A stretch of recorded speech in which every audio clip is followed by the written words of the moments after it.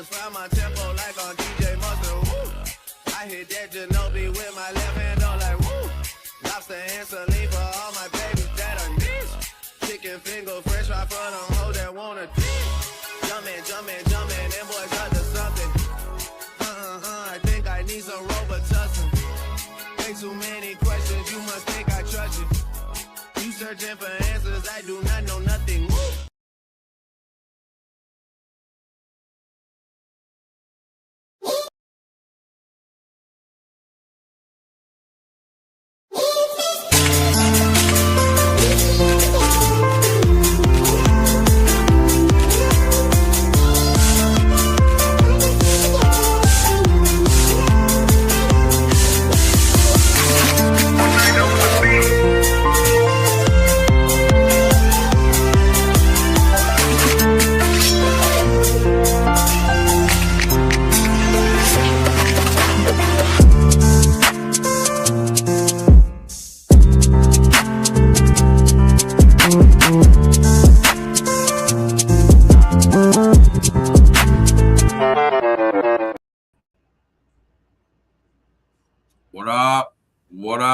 What up? It's your boy Aaron All Niter.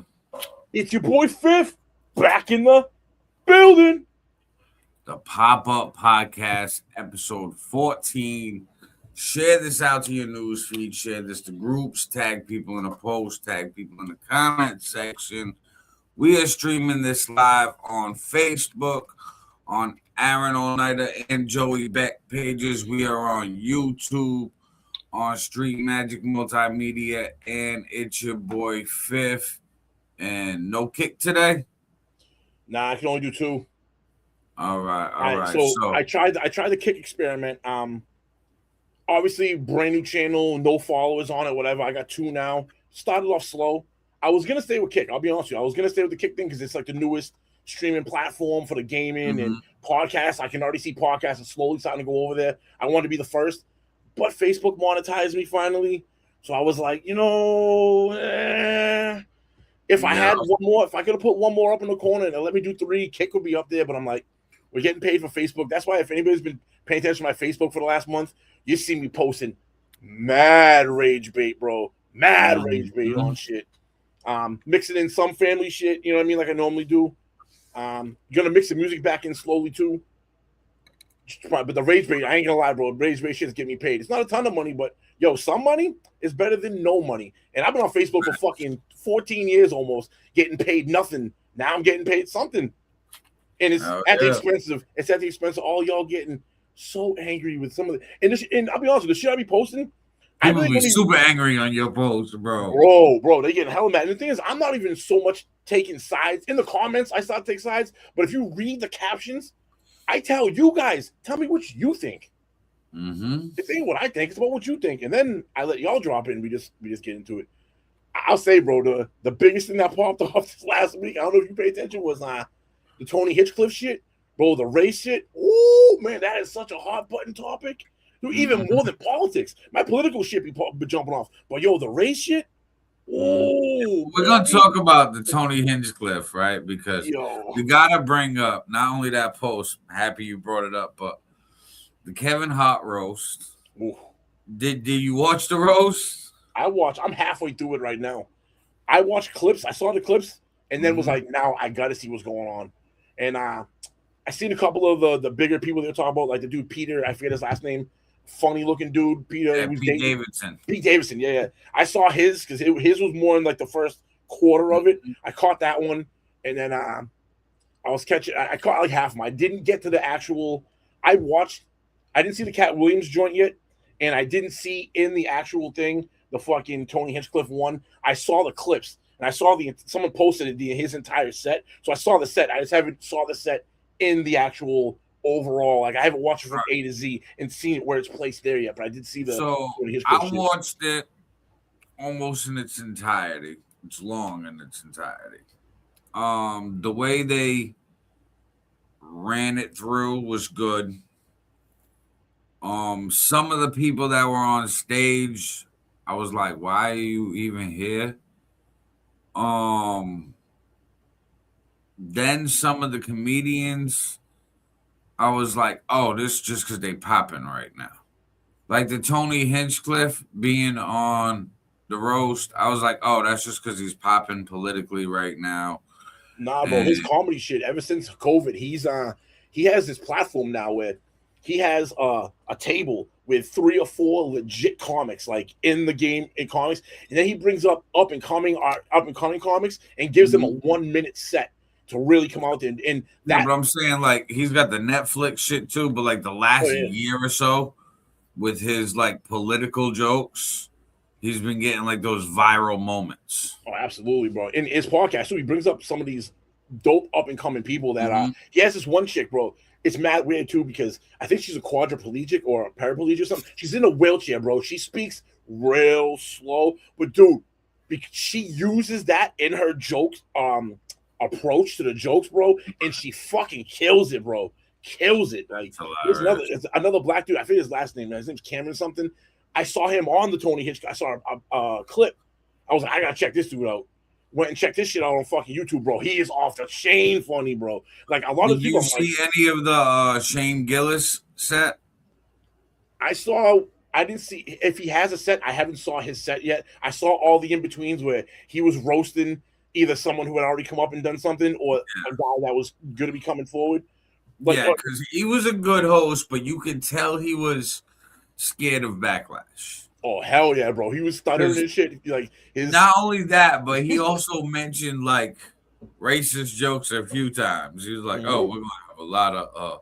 It was, and then he said something about Kevin Hart being hung from a bonsai tree. Yeah, I did see that one. He debated on that joke for 3 weeks. He was like, but bonsai tree is so hilarious. He was like, because it's so small, and Kevin Hart so small. Then he was good when Kevin Hart and Kat like kind of pieced it up. Like Kat roasted him, and then Kevin was like, hey, we can like squash this. This is live TV. Let's squash it. So they hugged, dapped up. I like that part, to be honest with you. And then right afterwards, Shane Gillis was like, man, they need to shut the fuck up. These 2 little motherfuckers, like, talking about beef. He was like, what the fuck? He was like, what are they going to do? But I got a clip, actually, of Kevin Hart talking about the backlash from the George Floyd joke. Yeah, I saw that too. And there's another comedian who was supposed to be there, wasn't, and he explains his reaction. Remember, we're talking about comedy, First Amendment, freedom of speech, rights, all of this. Check it out. We'll talk about it. I'm still drunk. Yeah, waking up the morning after, or the afternoon after, the roast of Kevin Hart on Netflix, Kevin praised all that took part. It's goddamn hard-hitting, relentless jokes with no consequence. It's the concept of a roast. You go hard or you go home.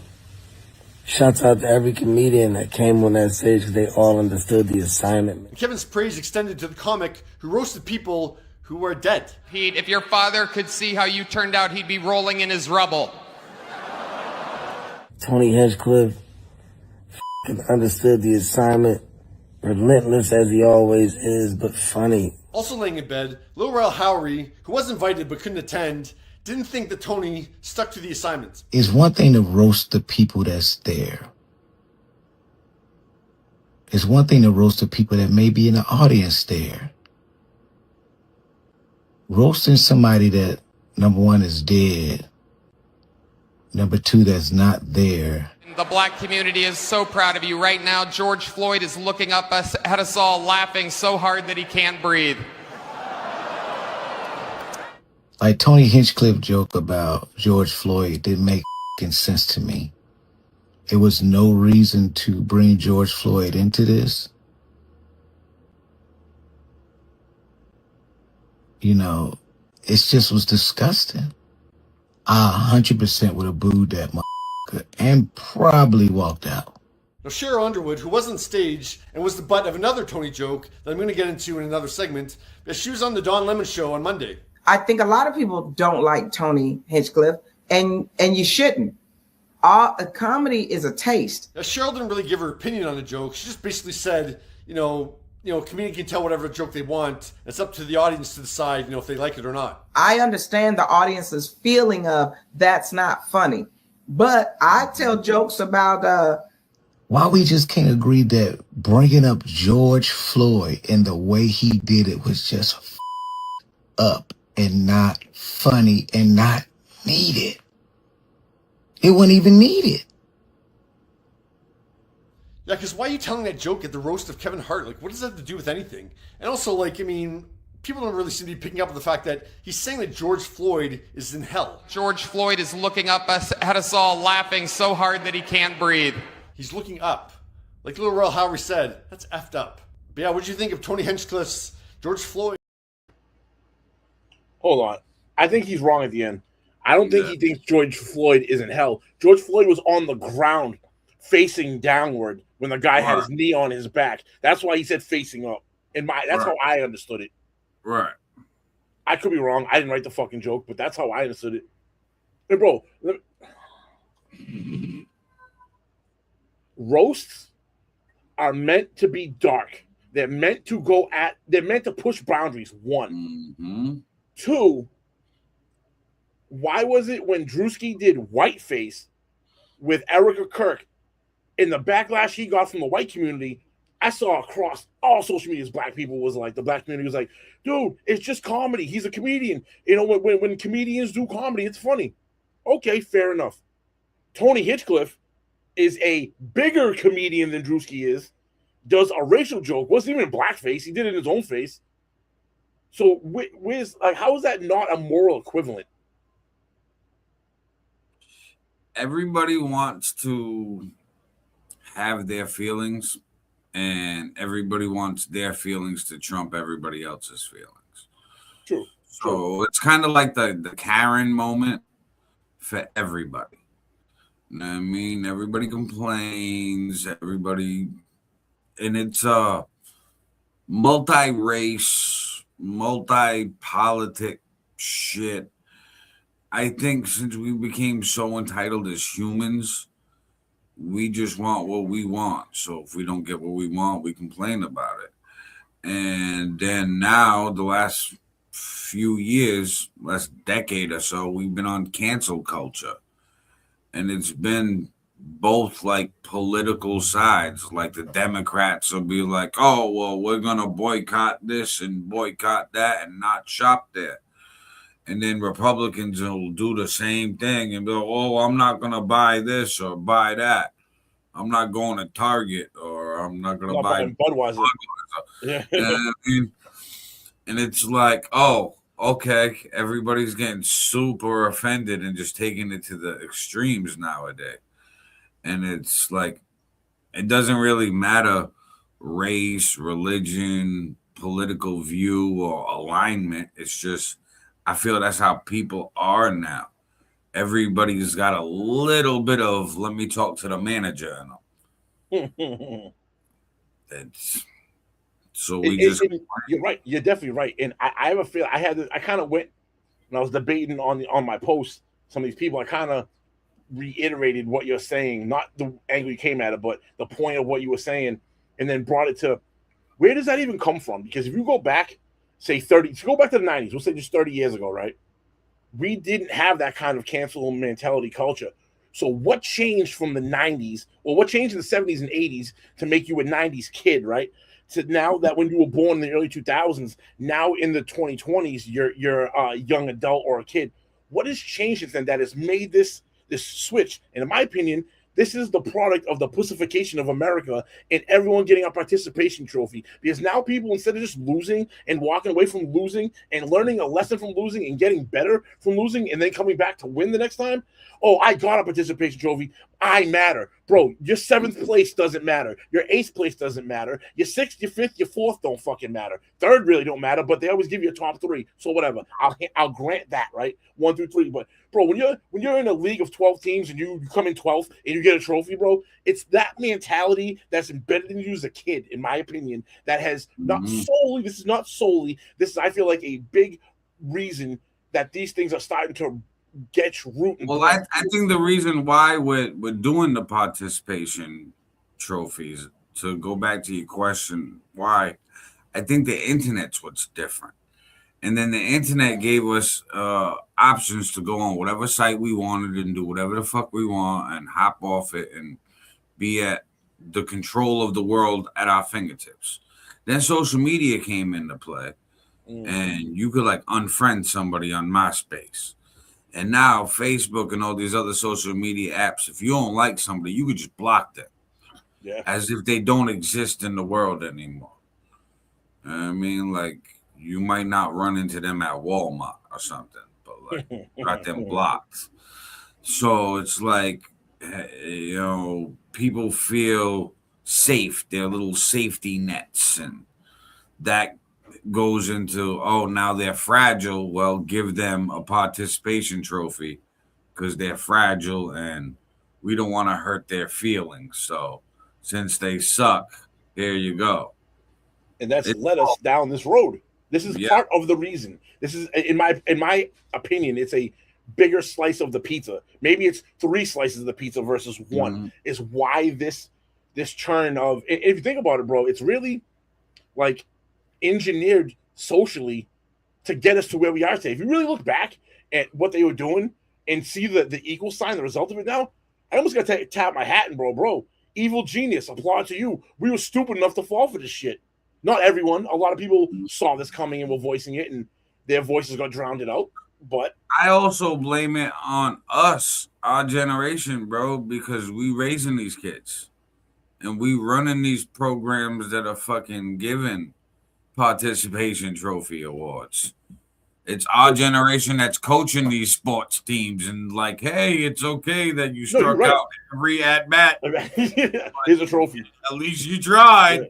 But so no, and you're right. I agree with you 100%. Now we got to ask the question: is when we were in our molding mind stage, like when our minds and our moral compasses were getting built by the social engineering.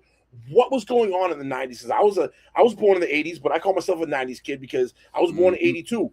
0 through 8, you're not really influenced that much by the social, what's going on. It's more like your parents. But when I turned 10 and on, which is I'm a 90s baby, you know, I grew up in the 90s. What was going on in the 90s that now is churning our generation into that? You know what I mean? Like what was some of the tipping points that were going on? Our generation had so much freedom. And now we became parents, and we were like, man, it really wasn't safe the way we was living. And then we fucking hover, like our generation hovers around these kids now, and everything's safer. Look, we used to ride in the back of pickup trucks, fucking no seatbelt, all this other shit. Now, oh, wait, nope, you got to have this all buckled in correctly, and nope, the kid got to sit in the back seat until a certain age or weight now. What? Like, is it really worse though? Or is it that we're being told that it's worse? And because we're listening to the people we think are authoritative figures to us, and now we're altering how we parent because of that. Because think about it, bro. I think it's a mixture. I think some people didn't like, say if they had it rough growing up, they're gonna be like, oh, well, I didn't like getting punished or disciplined or this and that, so I'm gonna parent different. And then they do like gentle parenting and all this other shit. And, oh, fuck you, Mom. Now they're on the internet and fucking, they're like, oh, wait, no, I need non-GMO, organic everything. Otherwise, my kid's going to get fucking autism. And now they're like, hey, we're going to do this. And, well, nope, I got to wipe down the toy before the kid plays with it because he might get some type of infection. And now they're super paranoid parents that are like doing all this wild shit, and it's like, yo, let the But if kids. their parents weren't like that, and our parents really weren't, for the most part, I'm not saying everyone, for the majority of our parents allowed us for those freedoms because they knew it really wasn't that bad. But yet we had this mentality of all of a sudden it's 180 in 30 years. That leads me to believe that no, we're being told that it's 1,000 times worse than it really is. I think it's and a mix. I think they're definitely programming it because now it's more money for them. Oh, cool. Now they can find more businesses, marketing. It's capitalism, but they're capitalizing on the fear of society and how easy it is. That's how you control someone. If you make somebody fear something, you can then control what they do because you know they fear X. Now I know I can fuck with them A, B, C, D, E, F, G way because I know they're in fear of X. You know what I mean? Like it's evil genius, bro. It's master manipulation at its finest, which is a negative for us. I want to talk about master manipulation since you brought that up. It leads to one of the things that was viral all week. You couldn't miss it. Even if you're not a watch person, you've seen the AP Swatch Royal Pocket Watch. And everybody wanting to go camp outside for it. There was the AI models that was going around that looked like all different colors of the rainbow wristbands and shit. You can get a blue one, a red one, yellow one, green one. And it was supposed to be $400. People were like, oh, shit. I can get like the AP face of the watch, the Audemars, that's usually like $20,000 on just like a Swatch wristband. So the internet did what it did. But AP, with their master manipulation and the hype already there, they didn't drop the watch that people were thinking. Check this out. We'll talk about it. The industry is making a comeback on the strength of something called a Swatch. It's a new spin on a blast from the past with a big luxury brand upgrade.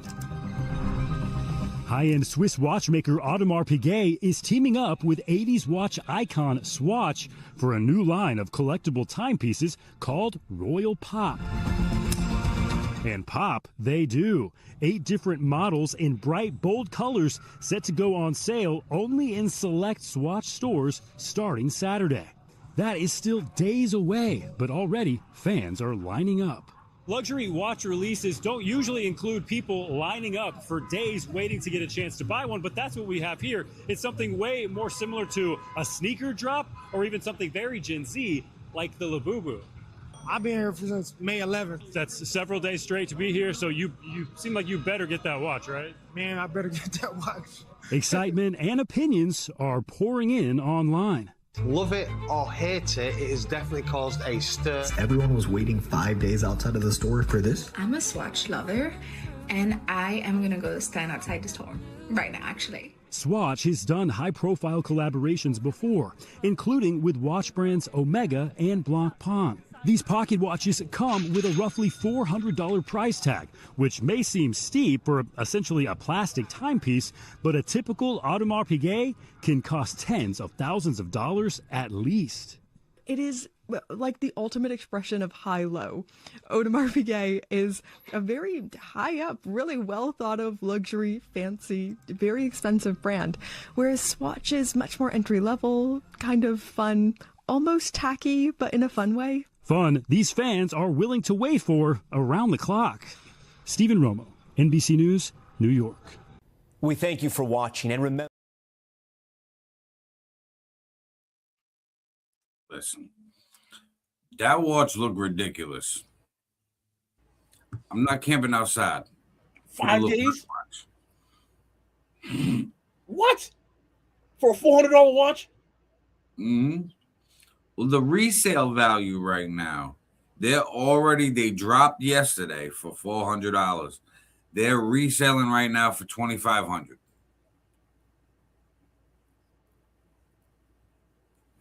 Overnight. While they're still available in stores until, I believe, next month. So this is a limited time only? Mm-hmm. Limited time, limited drop, and I guess each store they got 50 until they sell out.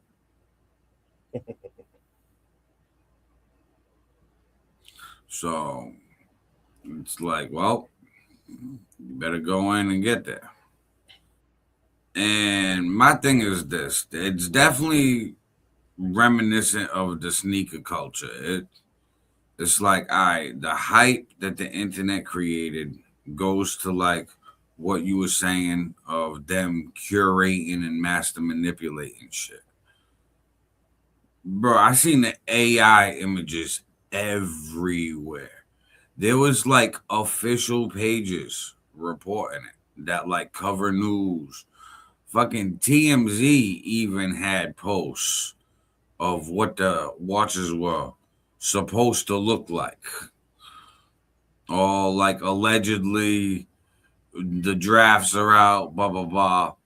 You know, somebody released that shit to them and was like, here, release this. Yep. It made everybody so hype about it where you can't go back on the hype now. I mean, they fucking revealed what it looks like a day or two before it drops, and it's like, hey, guess what? You're already camping outside. That's wild, bro. 3 to 5 days, bro. 3 to out of fucking store for a watch. I mean, These people, maybe he was going in there to buy a few of them. Just imagine going in there.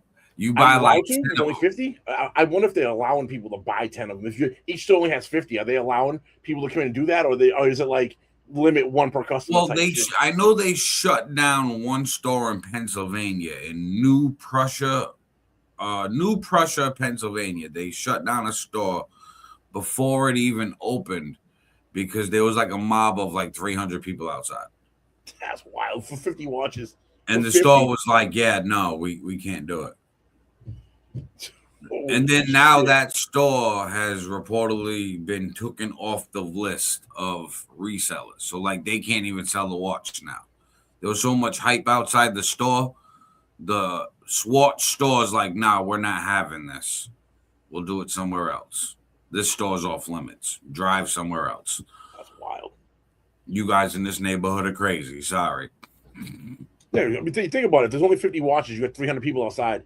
250 people about to be pissed. Like when they get time, you know what I mean? What's gonna happen? Especially with how society is now, man. People just don't have the same patience or tolerance they did before. So especially if they're camping out, bro, sleeping out in the elements for days. Yo, just a little dome tent, sleeping back in a chair, just sitting there, like, yep.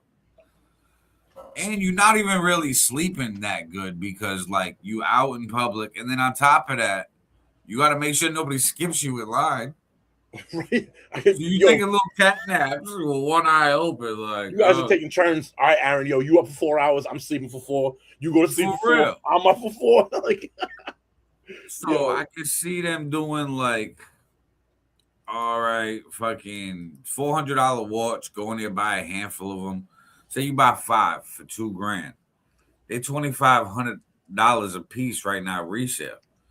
You making $1,250 off your $2,000.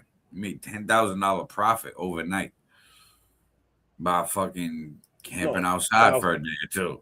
Well, that's $2,000 really. If it's $2,500 and they're $400 watches, $2,000. Well, yeah. Because the initial investment, but. Bro, I wouldn't do that shit. Not for enough. If it was like I just roll up there and was able to get it and walk away. But yo, now like you're saying, what if it rains? What if it's up in somewhere else where it might be snowing? It might have or you're down in like Oklahoma where you're in a tornado alley or some shit. Like all these tornado comes through and blows your tent away in the middle of the night. You die because you were out camping for a watch, a pocket watch that's rainbow colors. And bro, to be honest with you, they weren't even that good looking. Like the pictures that they brought up there, I was like, they're not. I wasn't like, I wasn't like, taken back by it. Like, oh, I gotta go get one of them. I was like, when they were looking like the wristwatches were fire looking. I mean, they kind of reminded me of like a G-Shock watch.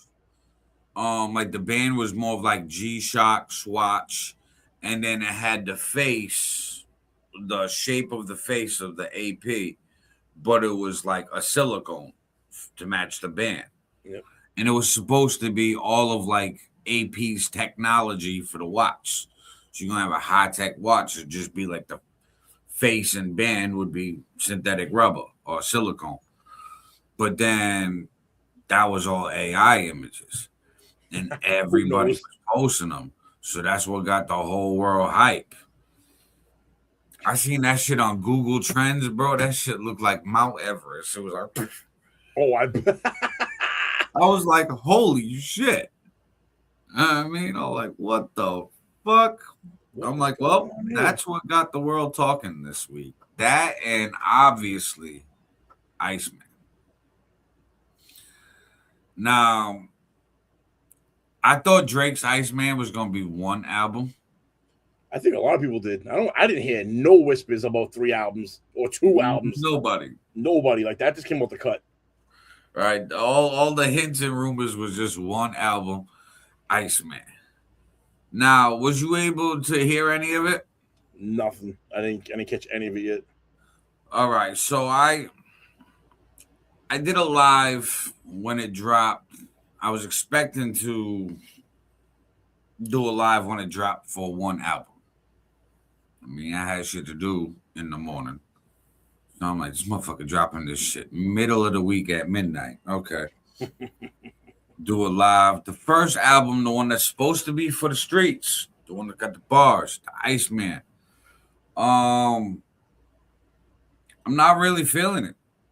I think he had like 1 or 2 good tracks. There was a couple standout bars here and there, but none of them were old Drake caliber. I mean, I think we've entered the conversation of old Drake, new Drake. So, I saw one post, and I don't know this. I'm just gonna go off what the Exit fan posted about this. He broke each album down to a different style of Drake. He was like, That's one exactly was like, what it was. yeah, it was like one was like a commercialized Drake. One album was like what you were saying, the old school Drake, and another one was like the party Drake, I guess. Yeah, the club. Yeah. Yeah, so one was a club album. Is that fair to say that? I haven't heard it yet. Yeah, So is that fair to say one was like club records, dance records for the ladies. Then there was one that was slow, more singing Drake, R&B, mellow vibe Drake. And then the rap one was he was trying to get into a weird bag. It was like a Big Sean type flow where he was like, know how sometimes he drags his bars over like a half a second over where it sounds like it's missing, but then he'll connect it by like 2 other lines later and lock it in. So he did some shit like that. It was a lot of UK drill, grunge, Kanye West bully sound. Oh shit. Like warehouse vibe. It was, I don't know. There was only a few tracks that I was like, oh, okay. Nah, he did break records though. He got all 3 albums on the Billboard. He broke the #1 streaming record for a rap song this year, breaking Kendrick Lamar's Not Like Us all-time record for most songs in the day. And it was on his first song on the Iceman, the intro on Iceman. So I'm like, so everybody went and tuned the first song, and then he just like fell off down the line. So like you can even look at like views of it on YouTube and shit. And you can see like track 1 has the most, and as they're going down, it's less and less and less. Yep. Yeah. So like the anticipation was there. The numbers are there because of how many people were anticipating. I don't think the product's there. Out of the 3 albums, I think he maybe has 3, 4 hits. Out of how many songs total would you say out of 3? Is there like 10 on each one? I want to say there's like almost like 15 on each. So close to, we'll say between 40 and 40, like 35 and 45 songs. Yeah. And then you're saying only 3 or 4 really hit to you? That's a terrible ratio, bro. That's not a good ratio. Holy shit. Yeah, it's not me. It's not. I'm not feeling it.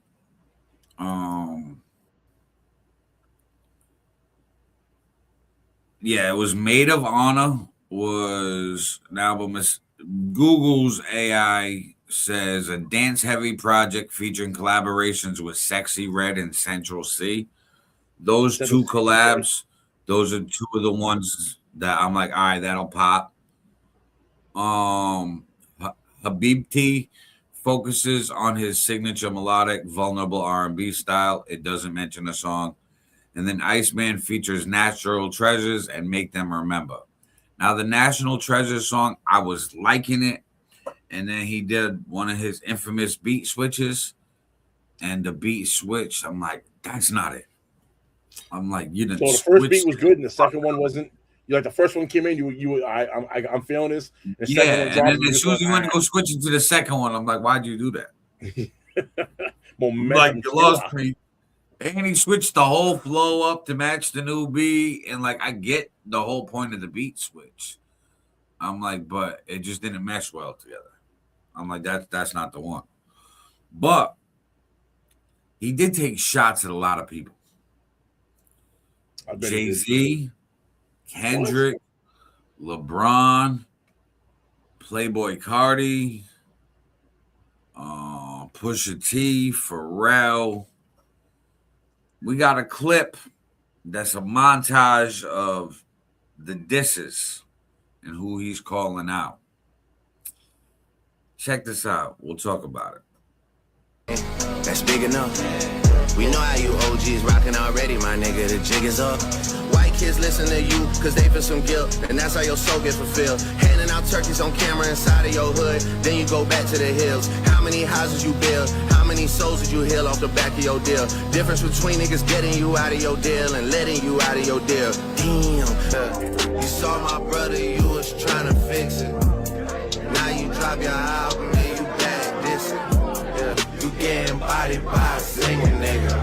Look, your baby mama ain't even post a single. Damn, where she at? Yeah, where she at? Baby boy, please.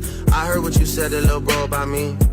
Yeah, and when you run into the ice, man, what you gonna do except freeze? You not about to squeeze. You not in the streets. What they say they just smelled. I heard they got special places in hell for niggas joking about evil when they did it themselves. Damn.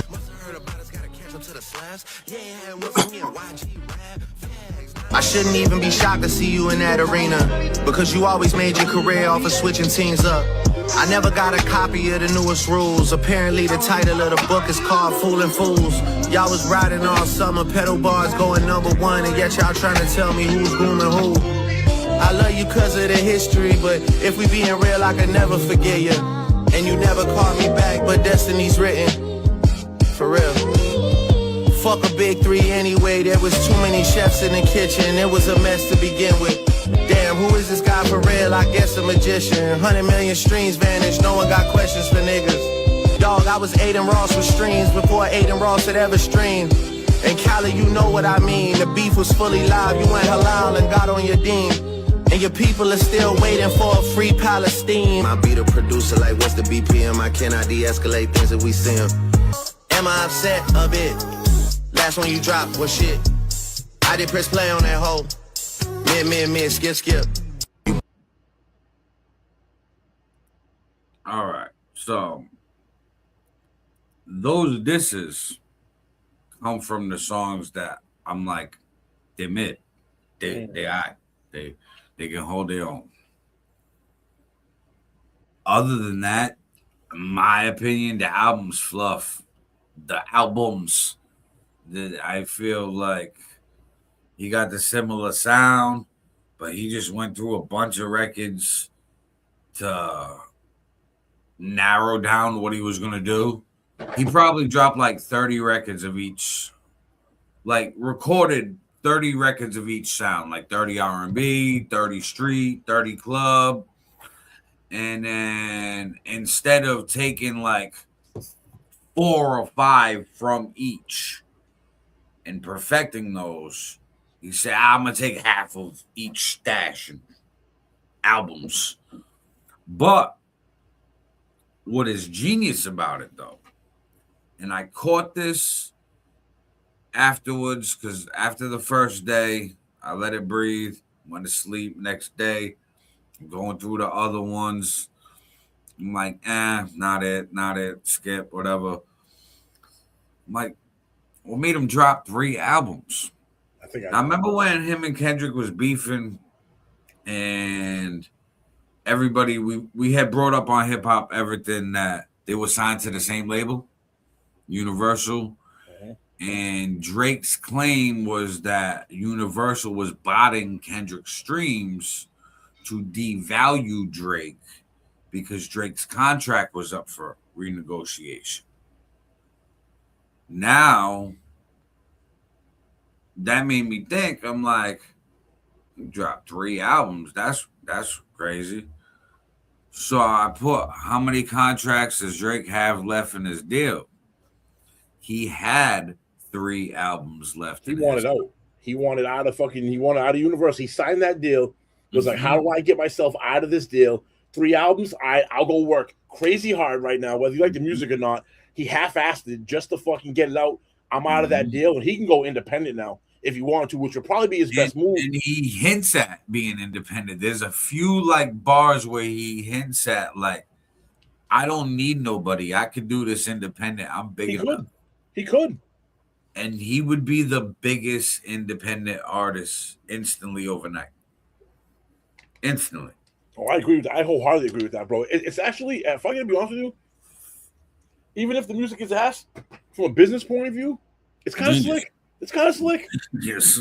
You know what I mean? Like, and you know he was beefing with him. Like, and think about it too. If I was signed to a record label like him, if I was him, and I saw, you know, me in Kendrick or me and the top other guy in the company were going at it, and I saw the company kind of take the side of the other dude, I would feel slighted. I'd feel some type of way about it, and then I'd be like, you know what? Fuck it. I'll sign. I'll take the money from you. I'll sign a deal, and then I'm gonna fulfill my deal, get my bread, and get the fuck out of here. And he's definitely by far big enough to go independent and to move. Imagine being a Drake status independent artist, bro, and the amount of money he's gonna generate revenue wise. Everything's gonna go straight to him, and he's not gonna have to like. He's gonna own everything. He's gonna own his masters. He's gonna own the publishing, bro. He's gonna own the mechanicals, bro. Like bro, oh my god, going on tour and shit. Now, one thing that I also caught listening to the rap one, the actual Iceman album. I know the album's called Iceman, and he's playing this whole role that he's Iceman now. But he leaned into it real heavy on the album, where it kind of gave off like, is he thinking about changing his name to like Iceman? Have people call him Iceman? And then once I found out the album thing for him to get out the contract, I'm like, does the record label own Drake? Yep. Then it took me to, remember we had pointed out on Hip Hop Everything that Drake had that new YouTube channel called Plot Twist. And he was releasing songs on there. I was like, he's testing to see what his fan base is without any bots, seeing what the reception is. It was obviously a lot lower than the botted streams from the label, but he built up enough hype, got himself on Billboard. Now he's going to be fresh out of deal. Bunch of hype around his name. 3 albums that just charted the same day. That's crazy. And then his other albums charted too. I mean, he got 5 or 6 albums right now that are on the Billboard 100 that got songs on the Billboard. These three generated so much talk about, and people went back to this older music and got those numbers back. Bro, you know, to go back to what you were just saying about the Universal too, and if anyone's been paying attention about Kendrick, did anyone notice this week Kendrick's a lot of Kendrick's music got pulled off Spotify and off YouTube? Now, as an independent artist, I know, and maybe Drake at the time, Drake was right and we didn't know it. Maybe They figured out, they went into the analytics and was like, motherfucker, this is a lot of bots on here. We're paying out revenue on this. Nah, fuck you, and snatched it off. Mm-hmm.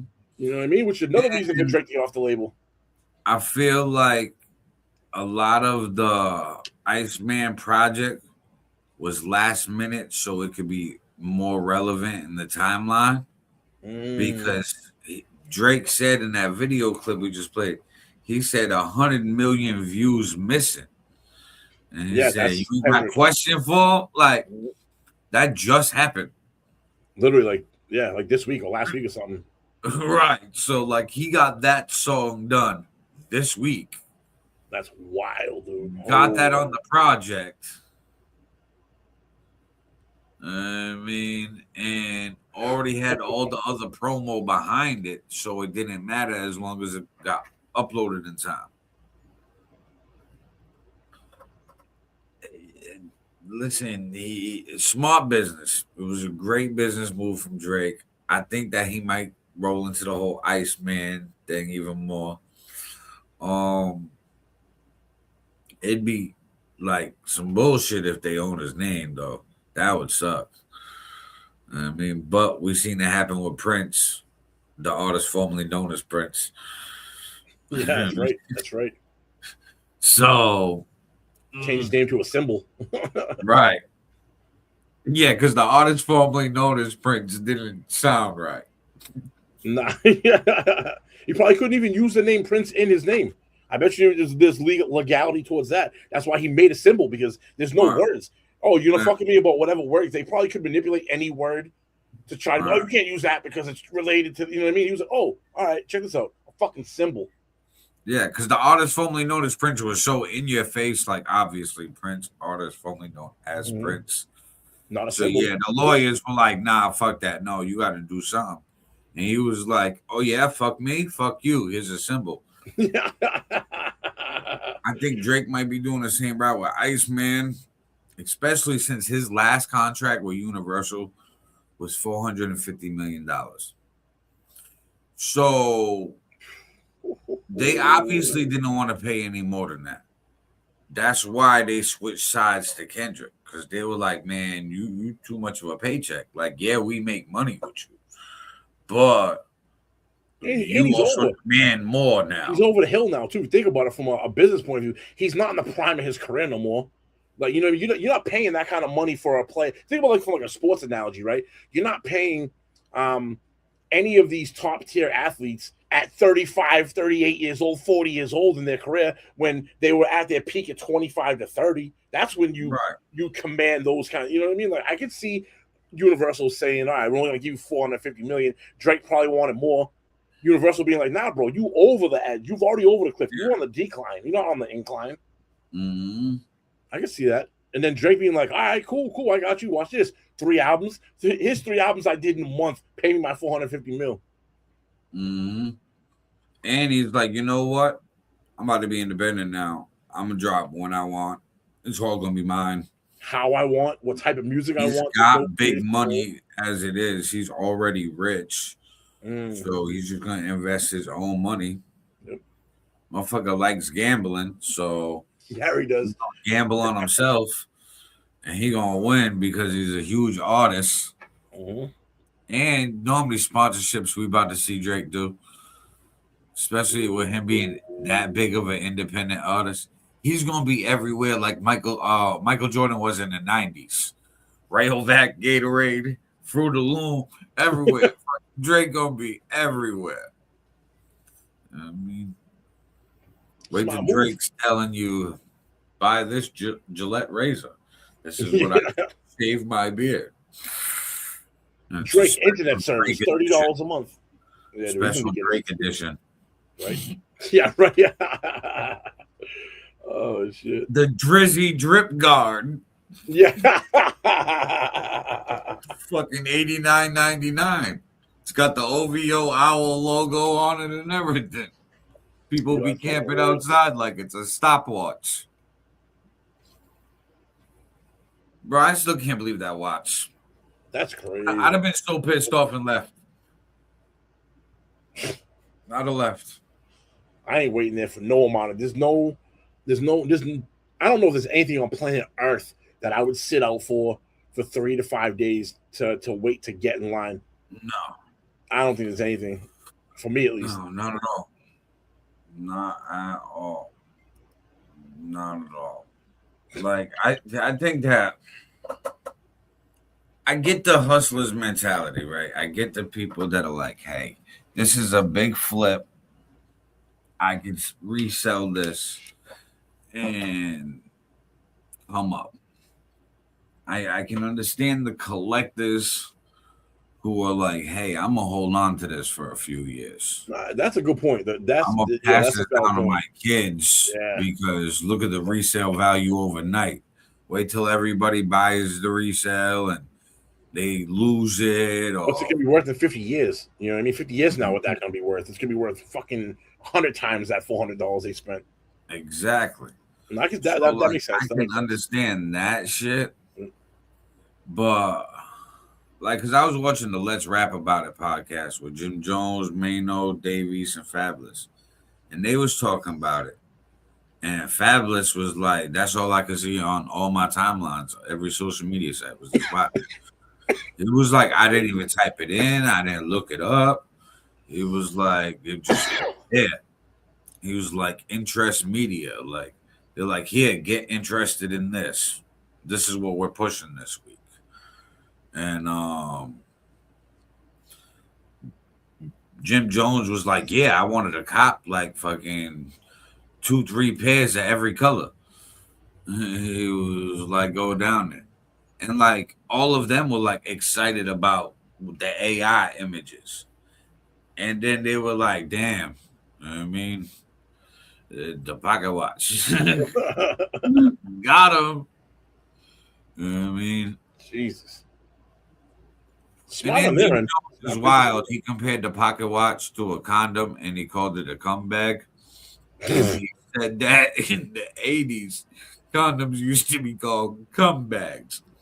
And then, bro, I almost spit out my drink, right? Because Fabulous goes, yo, just imagine going to the homie like, yo, bro, yo, you got a cum bag? Yeah. No. Like, I'm about to go meet up with Shorty. You got an extra cum bag I could use? Horrible. So they started clowning Jim Jones. They're like, man, ain't nobody ever call it a cum bag. What the fuck's the matter with you? I've never heard that. That's the first time I've ever heard that. Life. Never. The first time. That's some wild ayo pause shit. Mm-hmm. Yeah. No, yeah. Pause. Yeah. What the fuck? That shit was hilarious though. But he correlated it to the pocket watch, the Royal Pop, by Swatch and the fucking AP. That's wild. That is fucking I still wild. can't believe people are doing that. Now, we got some. I didn't even know this was a thing. This is how uncultured I am, apparently. Yeah, we heard Eurovision. Eurovision? Eurovision. Eurovision. No, is this some kind of new like headset kind of thing, like the optical goggles? No. We're both American, you can tell. So there's some big Europe shit where I'm correlating it to like, I don't know, fucking America's Got Talent or one of those shows, American Idol. But they got a bunch of countries that go send like musicians to go compete. And Israel being there caused a stir where some countries boycotted pulling up. Yeah, check this out. We'll talk about it. Let's go to Europe. One of that continent's biggest pop culture events is now underway in Austria. The 2026 Eurovision Song Contest kicked off with all of its usual spectacle. Singers from 35 nations will perform in Vienna over the next few days, leading up to Saturday's big final. But this year, several countries are boycotting the entire competition. Yeah, it's 5 countries: Spain, Slovenia, Iceland, Ireland, and the Netherlands.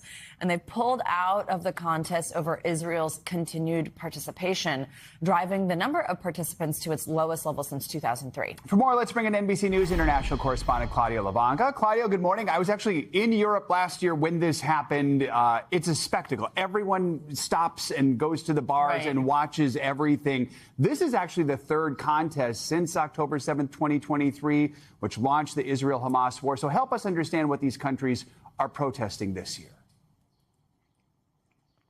Hey, Joe Savannah. Yeah, that's right. There has been growing calls for Israel to be boycotted and suspended or even kicked out of the Eurovision Song Contest since the start of the war in Gaza. And this year, as Savannah mentioned, as many as 5 countries have pulled out. They have now boycotted Eurovision altogether. Also, as it has happened for the last 3 years in the host city, this year is Vienna in Austria, there are planned pro-Palestinian demonstrations throughout the week until Saturday. That's when the final will take place there. But despite all that, the competition is ongoing. There are still 35 countries competing, including Israel, which took part of the semi-final last night. Just take a look at that clip.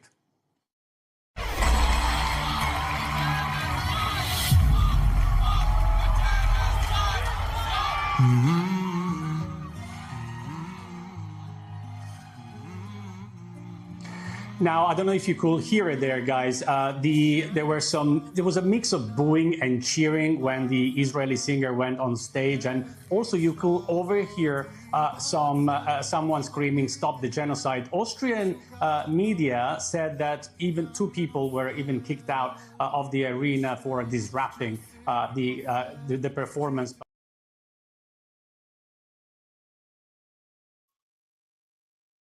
All right, so unmute. So the fucking Bro, that's lame. I'm sorry, that's lame, bro. Like, I get the war, bro. I'm not for the war in Palestine. I'm not for it. But man, does everything have to be intertwined with everything else? Can't people just go do the music fucking song thing just for the fact that it's the music song thing and it's like an Olympic style thing where all kinds of countries are performing songs? Why can't it just be about that? Why do people go to boycott and be like, because there's a war going over there, I have the 2 things I got nothing to do with each other. Like, leave it the fuck alone. Like, but I guess they're using it since like it's kind of like a Super Bowl event over there. You know what I mean? Like a Super Bowl of music. So more eyes. If you're gonna protest something, you're gonna do it when the most eyes are. It's fucking lame, bro. No, but these countries are boycotting. They're not going there. They're not even participating. Right. So them not participating Wild. in something that's got so much like viewership in Europe and is like such a big thing. That'd be like a team getting all the way to like the Super Bowl, but the NFL's doing something the team owner don't like, and Robert Kraft says no. The Patriots refuse to play in the Super Bowl this year because the NFL's doing this. You know what I mean? Even though they won their chance to get to the Super Bowl. No, I get it. I think it's just dumb. That type of like huge news, they bring attention and a spotlight to whatever they're talking about. It's lame that they got to go that route to do it.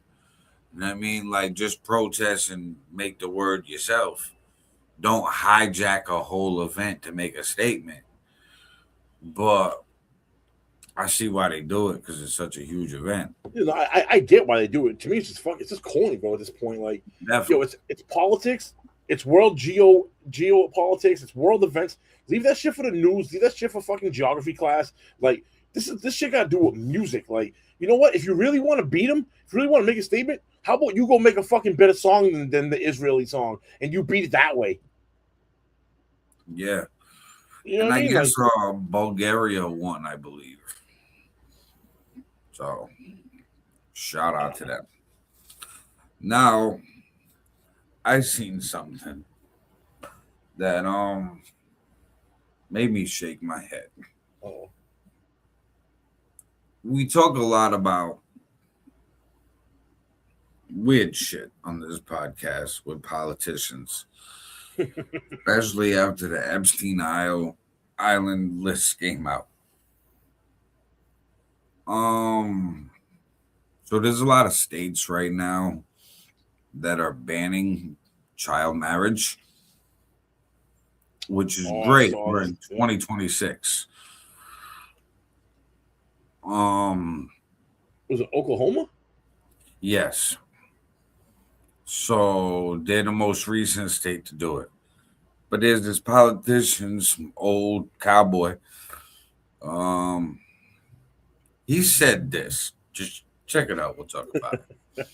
Out saying that it's child marriage, that it's pedophilia. I mean, it's crazy because we already have a current bill. So the current bill allows you, a parent, to give permission to a 16-year-old to get married. What they want to change that to is now an 18-year-old would be the only age you could get married at. So they want to take away the parent's right to give a 16-year-old permission to get married. Now, in cases of pregnancy, or there are cases where a parent might want to give their kid permission to get married, and I think that's between those young people and the parents. And so I don't think the government should be telling us, the people, what to do with our kids.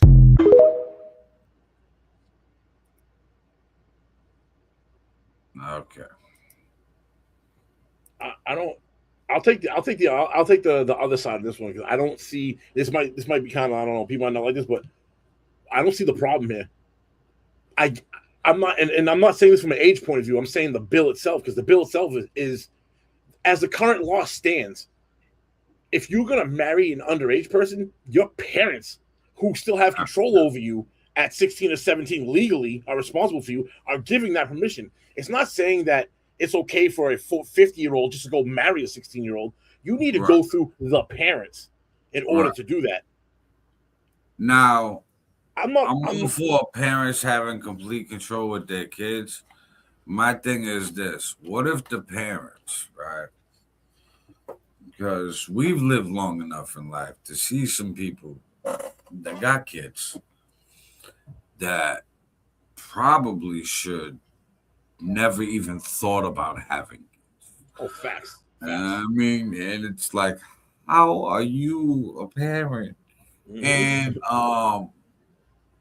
do we want to allow them that 2-year window and give them, possible parents, the right and decision to be like, yeah. No, you don't. But you got to look at it like this: how few small percentage of people is that compared to the people that do it the right way? So now you're punishing the majority, or you're not punishing. I don't want to say it like that. You're taking away the rights of way more people because a select few are retards. You know what I mean? But I think like younger people right now, I don't think that like younger people like, all right, so that's Oklahoma. We gotta think Oklahoma more still not really Bible Belt, but it's off Bible Belt. It's Bible Belt adjacent. Yeah, no, it's definitely heavy. So, it's heavily religious. Right. So the whole, I get the pregnancy, oh shit, teen pregnancy, you want the marriage. I mean, here you go. I understand that. Now, I don't know how the percentage of youngins getting married out in Oklahoma is because of like teen pregnancy or whatever. I mean, like if that's a big thing out there, I don't know.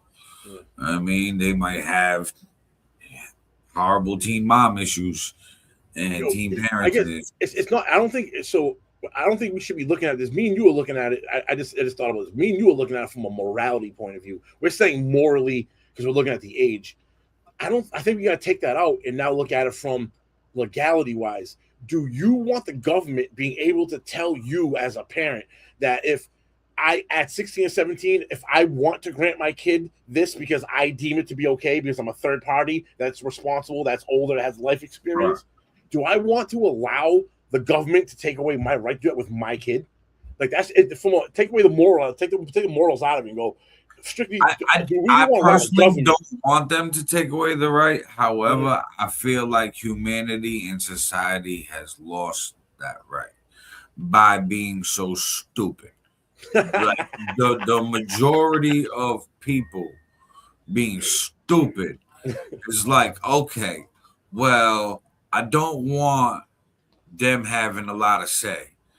So at least us smart people, we can vote in people to make like some laws that the dummies gotta follow.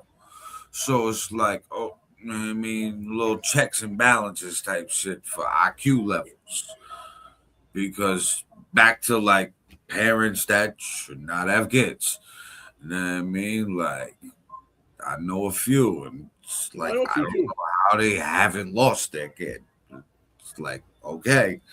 But, you know, it's just so I feel we kind of, I don't know, it's a touchy area because, like, I wouldn't want, if I'm in that scenario, I wouldn't want the government overreach.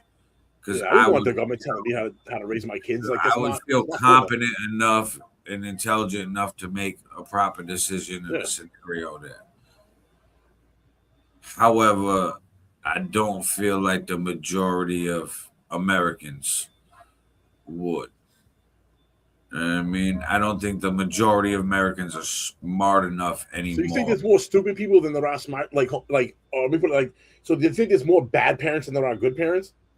I feel like that's no. Well, I think but that's your metric. That's the metric for that though, because a bad parent, like you're saying, the bad parents that would allow a 16 or 17-year-old to get married for either some ridiculous reason or to bad people. The amount of parents that are allowed to happen, I feel like is so small compared to parents that would not even allow it to begin with, because again, they're still their choice. So they're still their choice. But if they happen to come across I don't know, it's Susie's next door neighbor. They know their family for fucking 20 years, the entire time they've been there.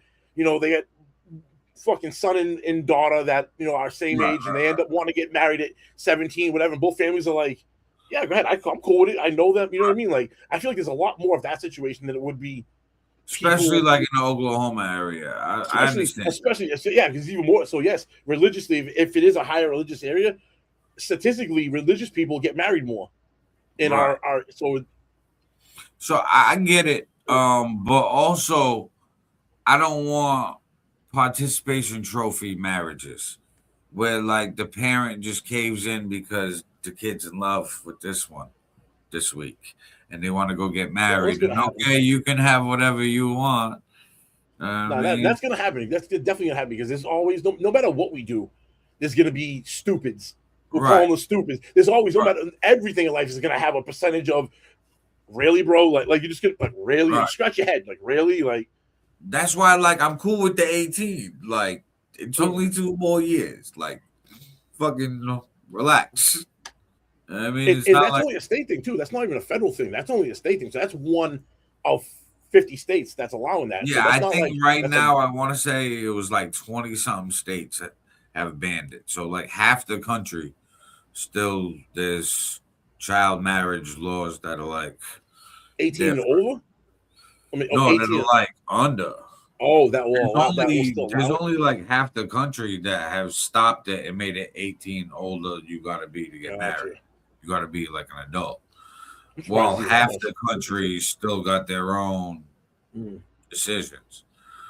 I mean, but I want to say it was like 27 or 29 states. I forget. But I was like, taken back by it because I thought, like, I was under the assumption that we as Americans was already at an 18 point. You know what I mean? I'm born and raised in Massachusetts. So, you know what I mean? Give me ignorance. So I'm just thinking, I'm like, all right, so 18, you get married in Massachusetts. I'm like, we should all be on the same board. Yeah, but isn't Massachusetts even 17 though, isn't it? I thought you get away with shit at 17 in Massachusetts. Yeah, I mean, I think it's like 17 and a half. Some dumb shit. Oh, yeah, I think like 17 you're allowed to, like, I think if. Just like criminally, they could charge you as an adult. Yeah. You know what I mean, for underage. I mean, that's so crazy though. Bro, I was 17 the first time I got locked. Just imagine being 17 walking into the jail. Oh. Bro, my first like walk to the cell, I was like, oh no. I'm like, this is rough. I'm like, let me just try to poke my chest out. Be good. Yeah, I was obviously the smallest motherfucker on the block. I mean, because like you're not that big at 17, especially the people that Still a like kid. eat, sleep, and work out Right? and Just have a kid. adult bodies and adult bones. Yep. You're just naturally fuller when you're an adult. So, but yeah, so I don't know. I think that clip it went viral because it's such a conversation of it's the control, like parents or government. I do believe the government has so much overreach, but I have seen like the new generation of kids and this generation of parents. I think the generation of parenting gets worse. I mean, like these kids disrespectful as fuck. They just do whatever the fuck they want. It's more like the majority of them is fucked up, and there's like handful of good ones that listen. Whereas before, it was the complete opposite. There was only a handful of fucked up ones that didn't listen, and the majority listened. It just like tipped. This is where I'll give a side to. Trophies and the internet and blocking shit you don't like and all this entitlement that put everybody in their little safety bubbles in their safe spaces. And fucking these kids, I can say what I want. I have the right to express my feelings. Okay, well, you're a child. Talk to an adult with respect. Like, I mean, they don't care. That's out the window now. So that's why I think it's tough because I don't want the overreach from the government, but it's like, are we keeping up with the times? Because parenting ain't as good as it used to be. You know what I mean? So maybe we got to stiffen things up a little bit. Here we go with the government, y'all. I'll give you some tinfoil hat shit. Government manufactures this to happen too. Rises prices on everything. So now what you have now, the majority of households are two income households, meaning mom and dad or whoever combination thereof. The two people in the house are now working more than 8 hours a day too. That means they're in the house less. That means them kids are getting raised at school and are home by themselves more than having a parent at home like it used to be back in the day. Could that be a contributing factor to it? To me, it makes logical sense. Or the ones that ain't working and having the 2-parent household, the ones that got the kid, got kids, stay home. Households. They're not home, they're working. You know what I mean? No one's there. But I'm saying, but like, say the ones that ain't working, what those teach. Because we got to think about like those parents.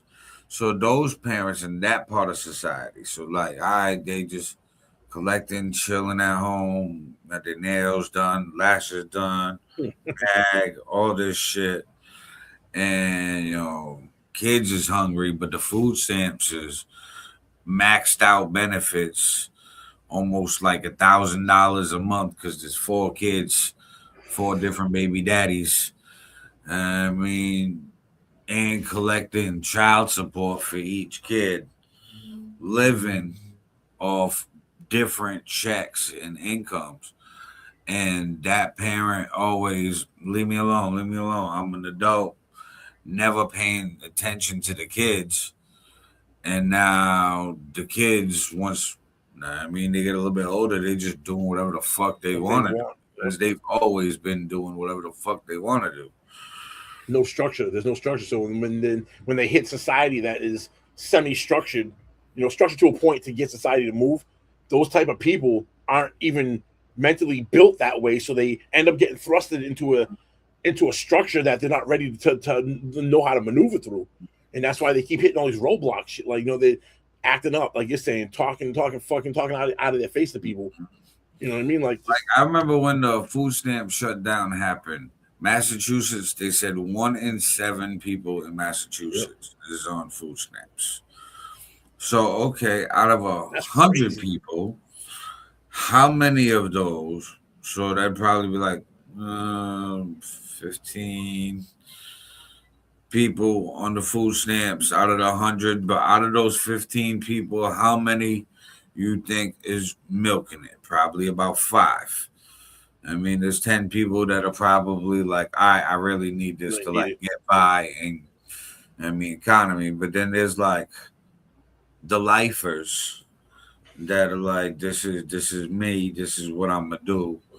And I can get this check, and they just pop out a new kid because hey, child support's running up. You're turning 18. I need another one.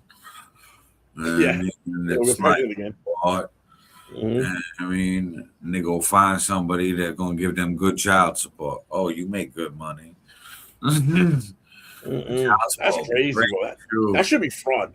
That should be fraud, bro. That's just foul. No, I know. Yeah, that happens a lot, bro. I see these TikTok videos, right, where the food stamp fraud was going on. These girls were talking about food stamp hauls. Okay, like know how those shopping hauls are big on YouTube and TikTok right now. For the women, they just watch what other people buy and what they open. Okay, like I don't understand it. It's some real player 2 shit for me. I was never good at player 2. I was the oldest, so like player 1. You know what I mean? But so they just opening shit. But I'm looking at it like, oh, now they're doing it with this. And the way it's going is just changing. I don't know. I don't know how to explain it. It's just bro. I saw videos that time what you were talking about where these girls will come in on TikTok. It was mostly on TikTok and Instagram too, where they were like, food stamps get shut off. If I go to use my food stamps and they get shut off, I'm walking straight out the door. Don't try to get in front of me. I'm gonna knock you over. Like, then people. It's one thing. It's one thing if you're like kind of venting about it and you talk about it. Then I saw the videos of people legitimately whole carts, bro. You see them come right out of an aisle and walk right out the door because the food stamps was off for a little while, bro. Like that was wild. So that was the answer. That was people's answer. A lot of them know what I'm saying is a lot of them like life is that's their normal car because they got 5-6 kids and they get max benefits for like a single parent household under low income with this many kids gets X. I mean, bro, there's like rental assistance programs, like more than Section 8, where home base, raft. Yep. All of these things, they just pay like home base pay rent for a year, and then they got like the de-escalation shit. Oh shit, we lost FiF. Oh no, what happened to FiF? FiF, where did you go? Oh no, where did you go? Oh no, where did you go? Oh no, but bro, but where did you go? Oh no, where did you go? Oh no, where did you go? Oh no, but bro. Yeah, so I don't know where FiF went, and I'm not gonna keep singing. We gonna wait for FiF to come back. There he is. That was weird. Bro, dude, literally my shit goes, oh, we had an error. It says, oh, oops. I was like, the fuck? Wow. Yeah, so listen, you missed it. I created a hit song while you were gone. Let's go. Where did you go? Oh no, where you go? Oh no. Then I was like, bro. See, I did notice I was freezing before. Now I'm not freezing no more. There you go. All right, so that's good. All right. Speaking of songs and me performing, I did a performance yesterday. Shout out Bay Holla, King Handsome, World Life. I got a few minutes to touch stage. Twan the Dude was there, DJ Thorough. Rough Riders affiliates was in the building. Oh shit. And Twan the Dude, I did my track Blessed and Breaking News. And I seen him. So I'm on stage. He introduced me, right? It's the office. I mean, time to clock in, do what I gotta do. So I introduced myself, start talking my shit, start doing Bless. He in the back of the venue. I see him like in his booth, just chilling. Like as soon as he introduced me, he walked back there to his people. He turns around. I see him like looking at me with a drink in his hand. I scan the crowd. I'm performing the cameras and shit. I'm doing my thing. Next thing, I look back up to see if he's still over there and still rocking with me. He up near the stage now.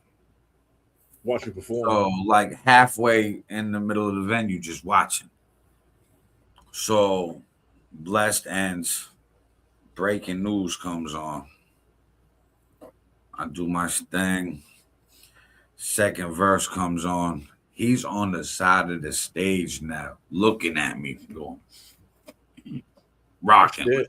Hell yeah. Then afterwards was like, yo, oh, you rap? I'm like, yeah, I rap. So I spit some lyrical shit while he was waiting for the next artist. And then he was like, holla at me outside. So I'm like, all right, bet. I go outside to burn one down. Some female who was with him comes up to me first. She was like, you killed your shit. I'm like, appreciate you. She was like, I'm with Twan the Dude. I'm like, oh, word, appreciate you. She was like, yeah, I thought you was black. I said, well, nah. Yeah. I was like, I don't know. What does one say to that? What does one say to that when confronted with said situation? And then she was like, nah. She's like, from what I heard, she was like, you one of us. She was like, you've been adopted. I was like, all right, appreciate you. Twan comes out. They got food outside. You know what I mean? The vendors and stuff. So he getting a plate. He calls me over. He's like, yo, take my number down. Gives me his number. It's like, yo, I need to connect you with OT the Real. Oh, He's like, you and OT. He was like on a track. It was like fire. He was like, and those were your beats? I was like, yeah. He was like, on one of your beats. And I was like, oh, okay, word. That opens mad doors, yo. Then I'm in there. The Rough Rider dudes perform. They do their thing. They kill it. They like closing out the night. But I'm going to get to the closeout of the night because this was dope and a big moment for the fam. Now, Rough Riders, they do their thing. Oh, dap me up, give me props, love. So Woe goes up there, kills it with Cypher Sick. I mean, does his usual, kills it, right? He about to wrap up a track. He comes over the side of the stage. I'm filming. He was like, yo, I'm about to do Cold Outside. So I'm like, I bet. And in my head, I'm like, oh, that's going to hit. Oh, yeah. So does cold outside, kills it like usual, and that's his time. Time's done. Fucking the dude, nah, yo, DJ, run that shit back. Went over there, had him close it, running that shit back for a curtain call. For cold outside? Yep. Yo, And dude, then that's one of the dude love was that song. on stage with him the whole time. At like one point, like arm around him, like jumping with him and shit. Oh shit. Just wanting it to be seen next to Woe. So like Woe did his thing. You know what I mean? That's crazy. Word. Nah, yo, I'll be honest with you, like that's my favorite song of his too. So like when you say that, that's the song in, and like, I'm happy for him, yo, because that's like of all songs he does, like that's I connect with that one the most. See that one go off and take off like that, yeah, that's fire. Yeah.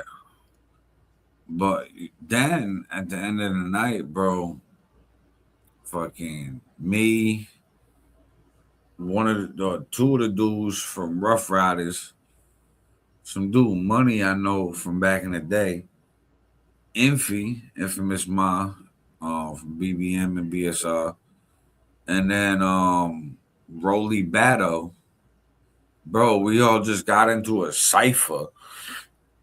Fucking lights is on in the club, music is off. We just rapping in the cut near the door.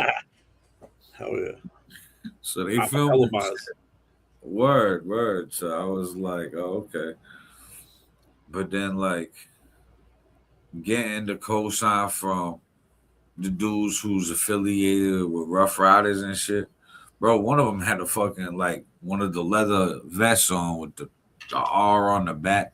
They got the R chains on. So I'm like, oh, okay.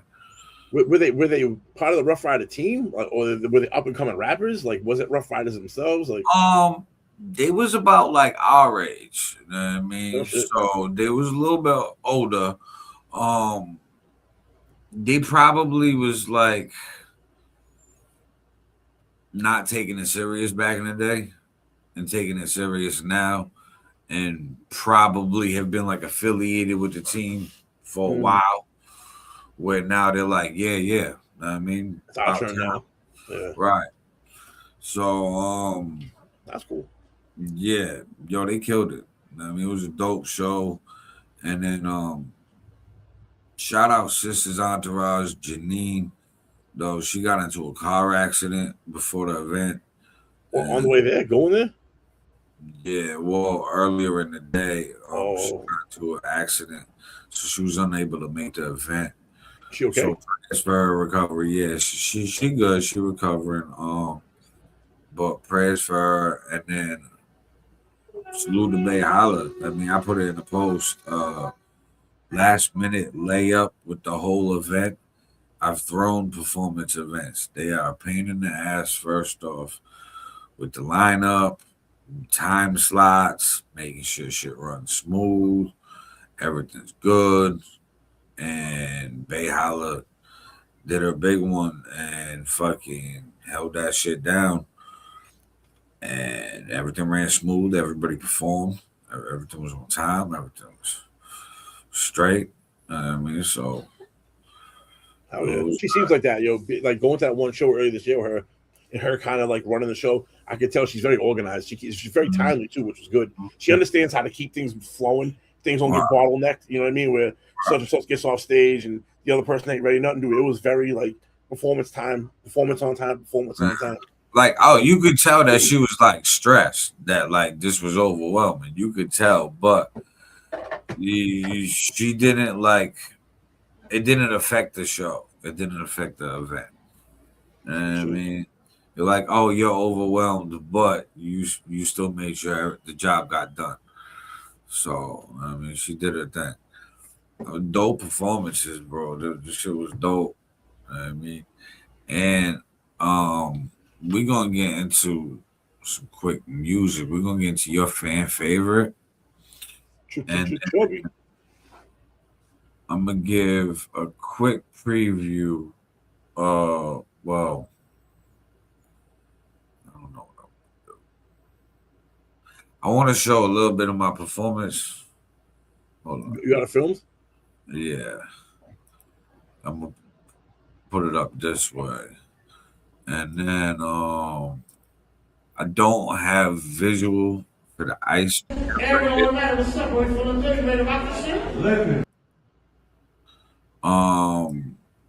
don't have visual for the Iceman record yet, but I dropped Iceman. That's already like at 2,000 streams in like 2 days. So, and just because I was playing off the Drake release with the Iceman, I did one of those beat switches like Drake do. Yeah. So I'm like, I gotta do the classic Drake beat switch and switch up the whole vibe. And but yeah, so I'm gonna play this and we're gonna wrap it up with Chubby, the fan favorite, and then be right back.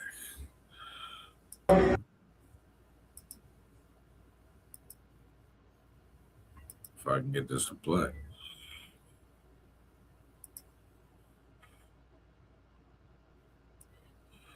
Next artist, Ariel All Niter. What's up, boy? Feeling good, man? About this shit? Living. I let them know what the fuck it is, bro. Yo, you already know what it is. Aaron All Niter on all platforms. I'll be throwing an event here this Thursday. Come through Swag Flyers in the building. DJ, let's do this.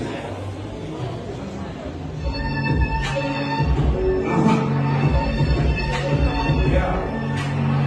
Providence, what up? Food on my plate, blessed. The sign of rap is I'm okay, blessed. Cause I got ass all up states, blessed. Cause I got keys to the gate, blessed. Cause I got food on my plate, blessed. The sign of rap 508, blessed. Cause I got ass all up states, blessed. Cause I got keys to the gate. No gatekeepers round me, OGs leaving me keys, proudly. Keepers like a janitor, hips from the camera, fixer in the house, they hit hot like a baby son. They hate that I'm him, no breaks, I was blessed to win. The test is in, All Niter A+. I'm in a good mood, but I don't play much. Heroes hope, but they don't say much. Promoters everywhere, now pay them, the buzz been low. The talk my talk, cause I've been humble. I ain't stepping out for free, just to see me, now you pay the fee, that's facts. Blessed, cause I got food on my plate. Blessed, the signs of rap 508. Blessed, cause I got past all the snakes. Blessed, cause I got keys to the gate. Blessed, cause I got food on my plate. Blessed, the signs of rap 508. Blessed, cause I got past all the snakes. Blessed, cause I got keys to the gate. They ready? They ready? No, bro. You need beats? Holla at me. Next track's called Breaking News. Some shit's been going on lately. It's not paranoia. When you know you did something, they looking for you. Shit happens though, right? It's life. Got a story to tell. Got a story to tell. Story to tell, got a story to tell. Yeah.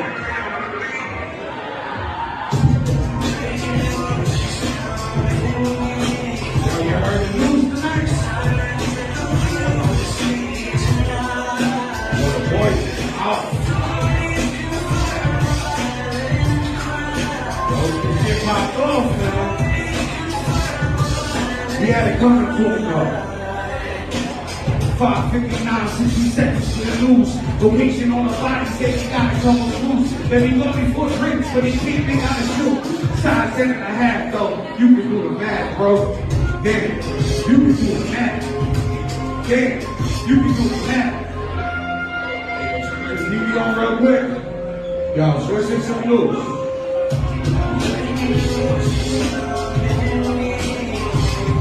I heard it on Scanner too.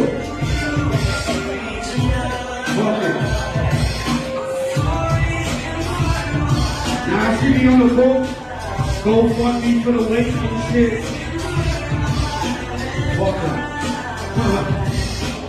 Lose at 10 plus, lose at 11. Old boy, mom and I say this is the record. People all guessing on who we can be. Nobody think me when it's on the TV. And that's a good look. See mama's in, we can still look. People in the trap, rah-rah, they shook. I see who rah-rah, I see who all shook. Yeah. You can do the math. Yeah, you can do the math. Yeah, oh, shit over here. Breaking news is coming in. Sirens echo through the city tonight.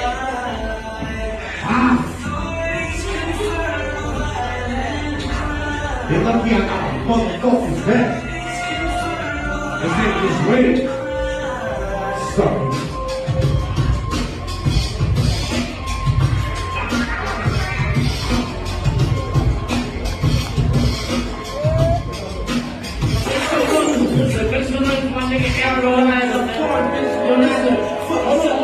Hold on. Yeah, you can rap, bro. Yeah, you some rap. You got some shit, bro. I ain't rap like that. Listen. All Niter on the beat. Street magic. Yeah. Iceman flow, been colder than the rest. So cold. Frost on my breath. Iceman flow, been colder than the rest. So cold. Frost on my breath. Iceman flow, been colder than the rest. So cold. Frost on my breath. Iceman flow, been colder than the rest. So cold. Frost on my breath. Like Jeezy the snowman, I'm all about dough, man. Ever since a young buck till I got old man. They saying I'm a goat now. This the itinerary for how it all goes down. Iceman flow, been colder than the rest. So cold. Frost on my breath. Iceman flow, been colder than the rest. So cold. Frost on my breath. Iceman flow, been colder than the rest. So cold. Frost on my breath. Iceman flow, been colder than the rest. So cold. Frost on my breath. I've been cold since a youth, and always cold in the booth. So cold that I froze, and now the Iceman soul. Pay attention to the story that's told. Been rapping since 9-8, always reppin' 508. If I tryna come to violate, Street Magic the team that annihilates. Yeah, we gon' regulate, nothing but clean up. Hitters on the roster, your head tucked like a mobster. Your head in some pasta, yeah, your head in some pasta. Had to do it proper, like a top shotter. Been cold since youth, always cold in the boot. So cold that I froze, now the Iceman soul. Pay attention to the story that's told. Been cold since the youth, always cold in the booth. So cold that I froze, now the Iceman soul.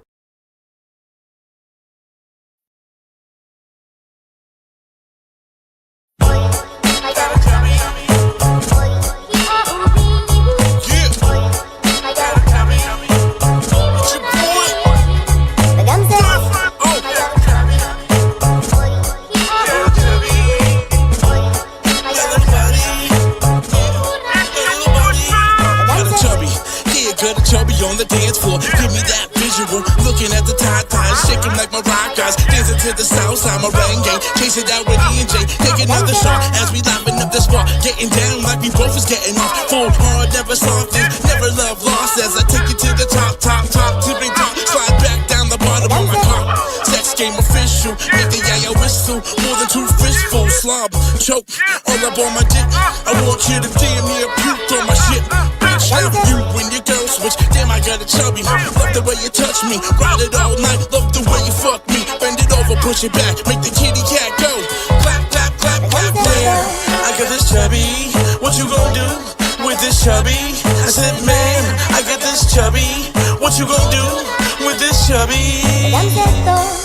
this chubby? What you gonna do? don't have to call like in my dance like Usher. Woo.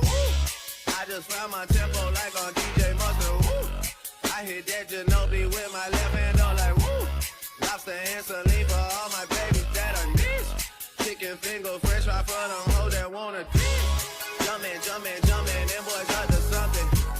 I think I need some Robitussin. Way too many questions, you must think I trust you. You searching for answers, I do not know nothing. Woo.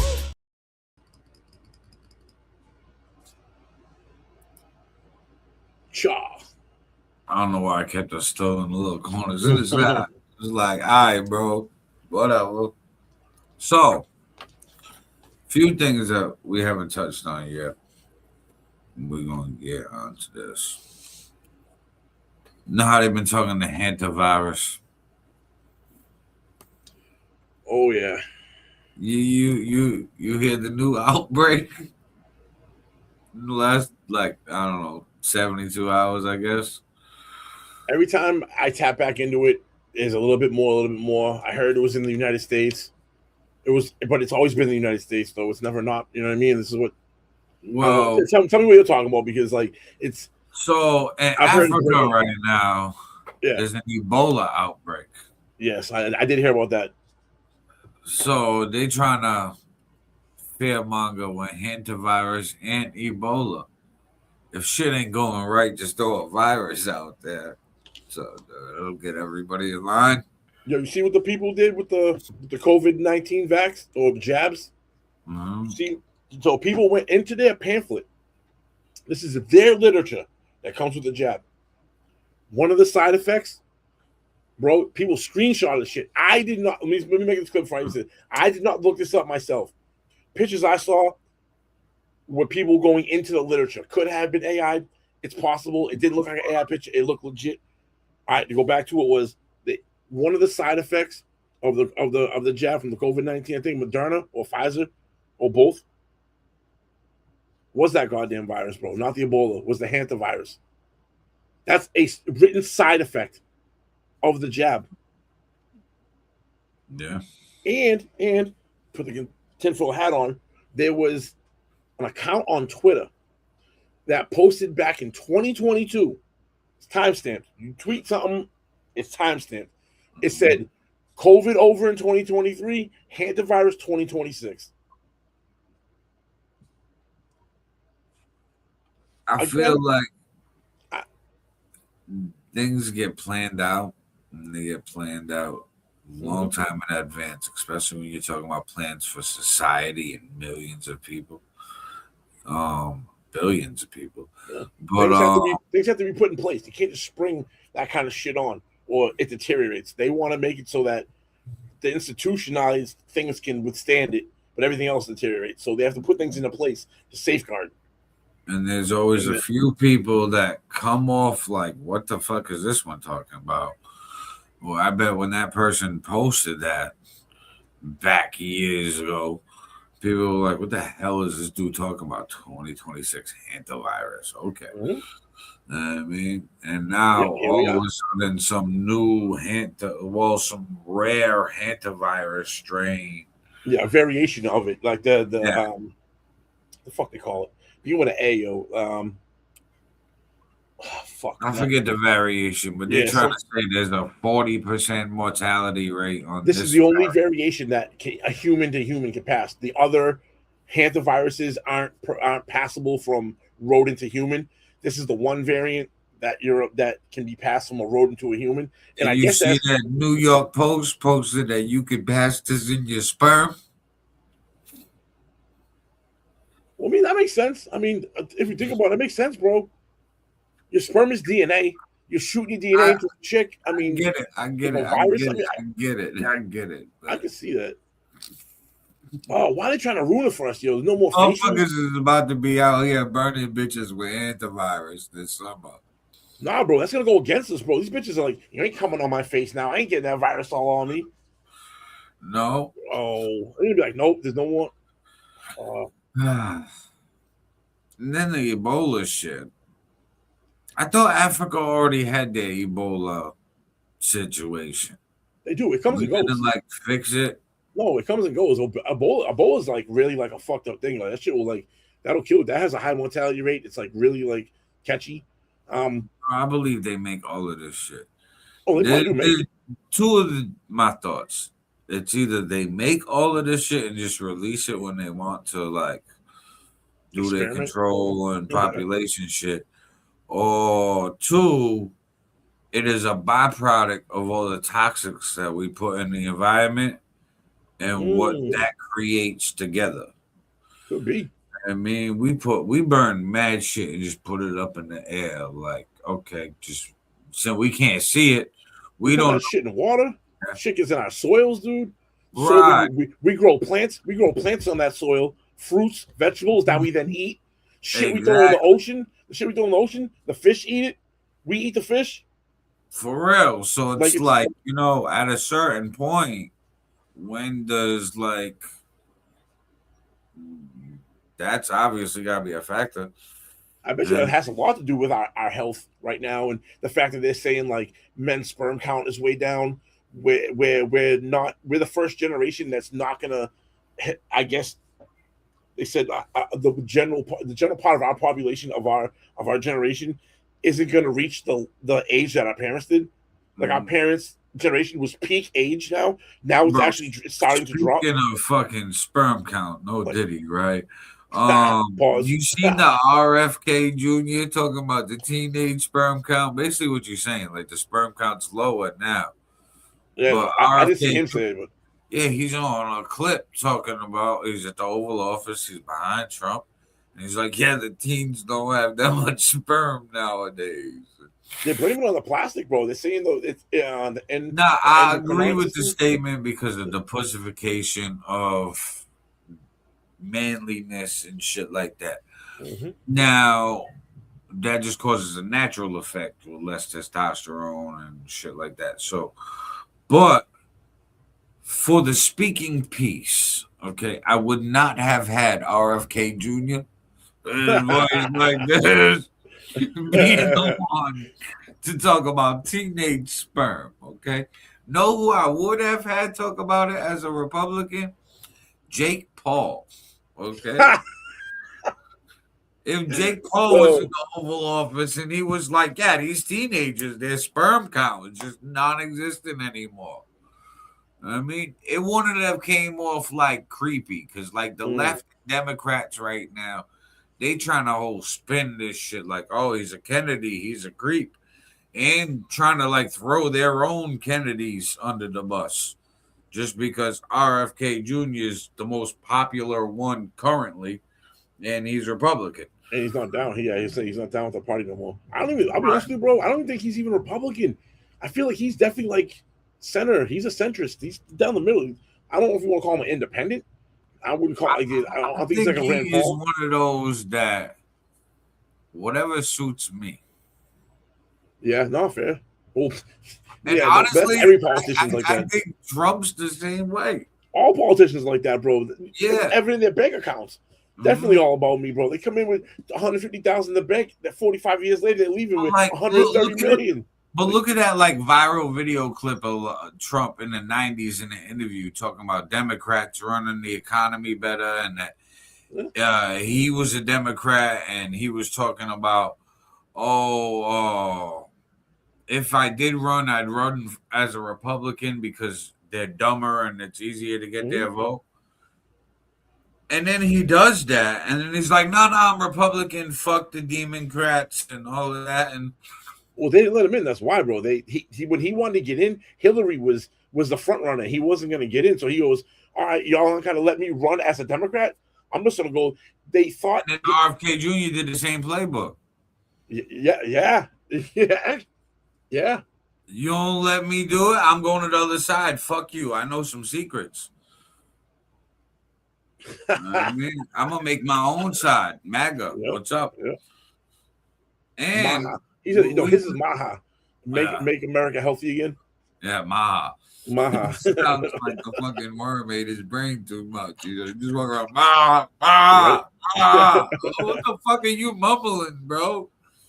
It's your gravelly ass voice. Fuck. The worm went from his brain to his vocal cords. That's fucked up. Whatever he's got mentally fucked up his voice. That's horrible. That's why he can't run. That's why he could never run, bro. He can never be more than what he is now, because it's not that people don't like him or don't like what he stands for. And people, don't get me wrong, people don't. There's some people that don't like him and don't like what he stands for. But it's even the people that do like him would probably vote for the other person because his voice. You can't like when he was on Joe Rogan. He was on Joe Rogan for like 2 hours, and Joe Rogan's a straight 2-hour podcast, bro. And it was I watched that. That was rough. It was a rough listen, bro, and it sucked because I was tuned into what he was talking about. Like I was like, oh, I want to hear more. He was interesting on how he talks. He speaks storytelling well. What was a good interview with RFK Jr. from a very different angle than like a Joe Rogan? He was on My Expert Opinion with Matt Hoffa. Really? In the barbershop.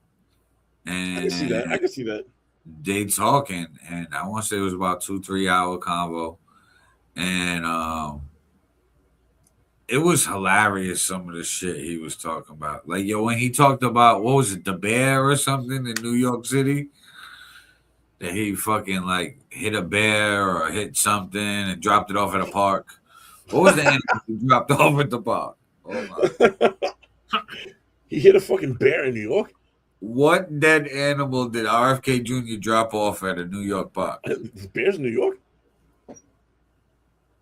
It turns out that Robert F. Kennedy Jr. admitted to leaving a dead bear cub in Central Park back in 2014.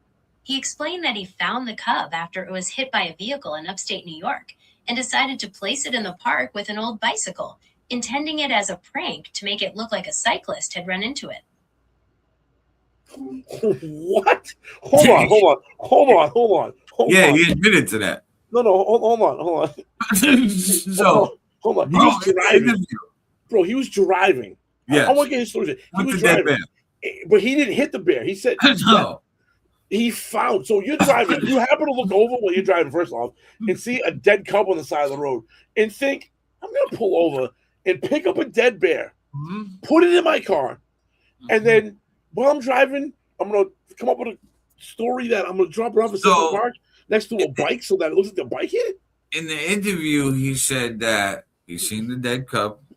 He pulled over, put the cub in his car. Then he was going to go report it and go drop the cub off at the closest authorities. However, he got a business call and he had to go fly out somewhere. So he flew out somewhere, came back the next day. The bear was still in his car, but the car had got delivered to where he was at down in like central New York area instead of upstate New York. So like somebody drove his car. Yeah. Somebody dead bear in the fucking bro. This story just keeps getting weirder and weirder. Yeah, so he was like, he basically had somebody like chauffeur his car from upstate New York without telling them, like, hey, there's a dead bear in the back seat. Just forgot to tell you. So just imagine that drive, all windows open.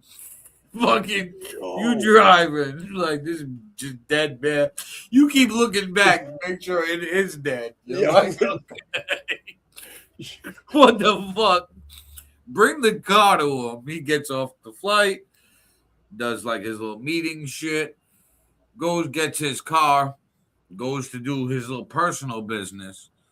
And then that's when he said that he was next to Central Park and came up with the idea to put it in Central Park because it had already been a few days and he couldn't really report it from where it happened because I guess they're supposed to kind of like track where it happens and shit like that for like stats. And he had moved it. All right. And he was like, so I just dumped it over here and put a bike there to make it look like a cyclist hit it. And Matt Hoffa was like, I've lived in New York for years. He was like, I ain't never seen a bear cub in Central Park. He was like, never mind somebody killing a bear with a bike. He was like, you didn't think that one out too much, huh? He was like, I was busy. Dude, not only that, but where in his mind did he think that was even like okay a good story to even tell to begin with, bro? Like you just ousted yourself, like of all the stories you probably have as a Kennedy and as old as you are, and all the shit that's happened in your family that you could, if you want to talk about something, you have a bazillion stories, bro. Like that in my opinion, I think that's why he dropped it.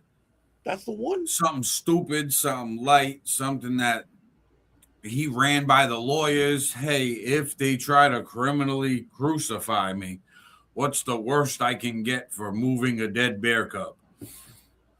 And they're like, slap on the wrist. You're a Kennedy. Don't worry about it. You have to probably do something with Smokey the Bear. Prove that I did it. You weren't even there. Right. See? I mean, what his deepest secrets, shit that fucking probably get him locked for life. No. Those lock and key. So to seem like you're an average person when you are a fucking Kennedy, when you're an elite, gotta give the people something, especially when the world knows your family got secrets. Shit, you want a secret? Hey, I got a secret for you. Yeah.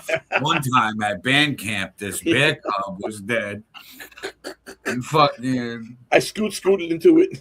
right. A little scoot gang. And, I mean, what the fuck? Wonder if he was on cocaine that he snorted off a toilet.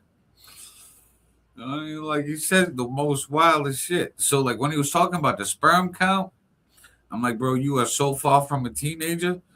You need a younger Republican to say that. Jake Paul and Aiden Ross. One of them that like the teens connect with. Dude, Nick Fuentes. They don't connect with RFK Jr. Bro, Nick Fuentes comes out and endorses that. That'd be fucking hilarious.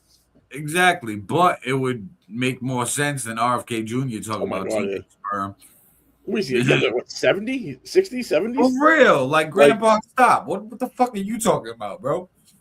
Your nuts is drained right now, dude. What are you talking about? You know what I mean? Like you all shriveled up, bro. You got empty balls, like nah. So that's why he's working out with Kid Rock, shirtless, drinking milk. Yeah, I can't believe America sometimes. I can't believe the world.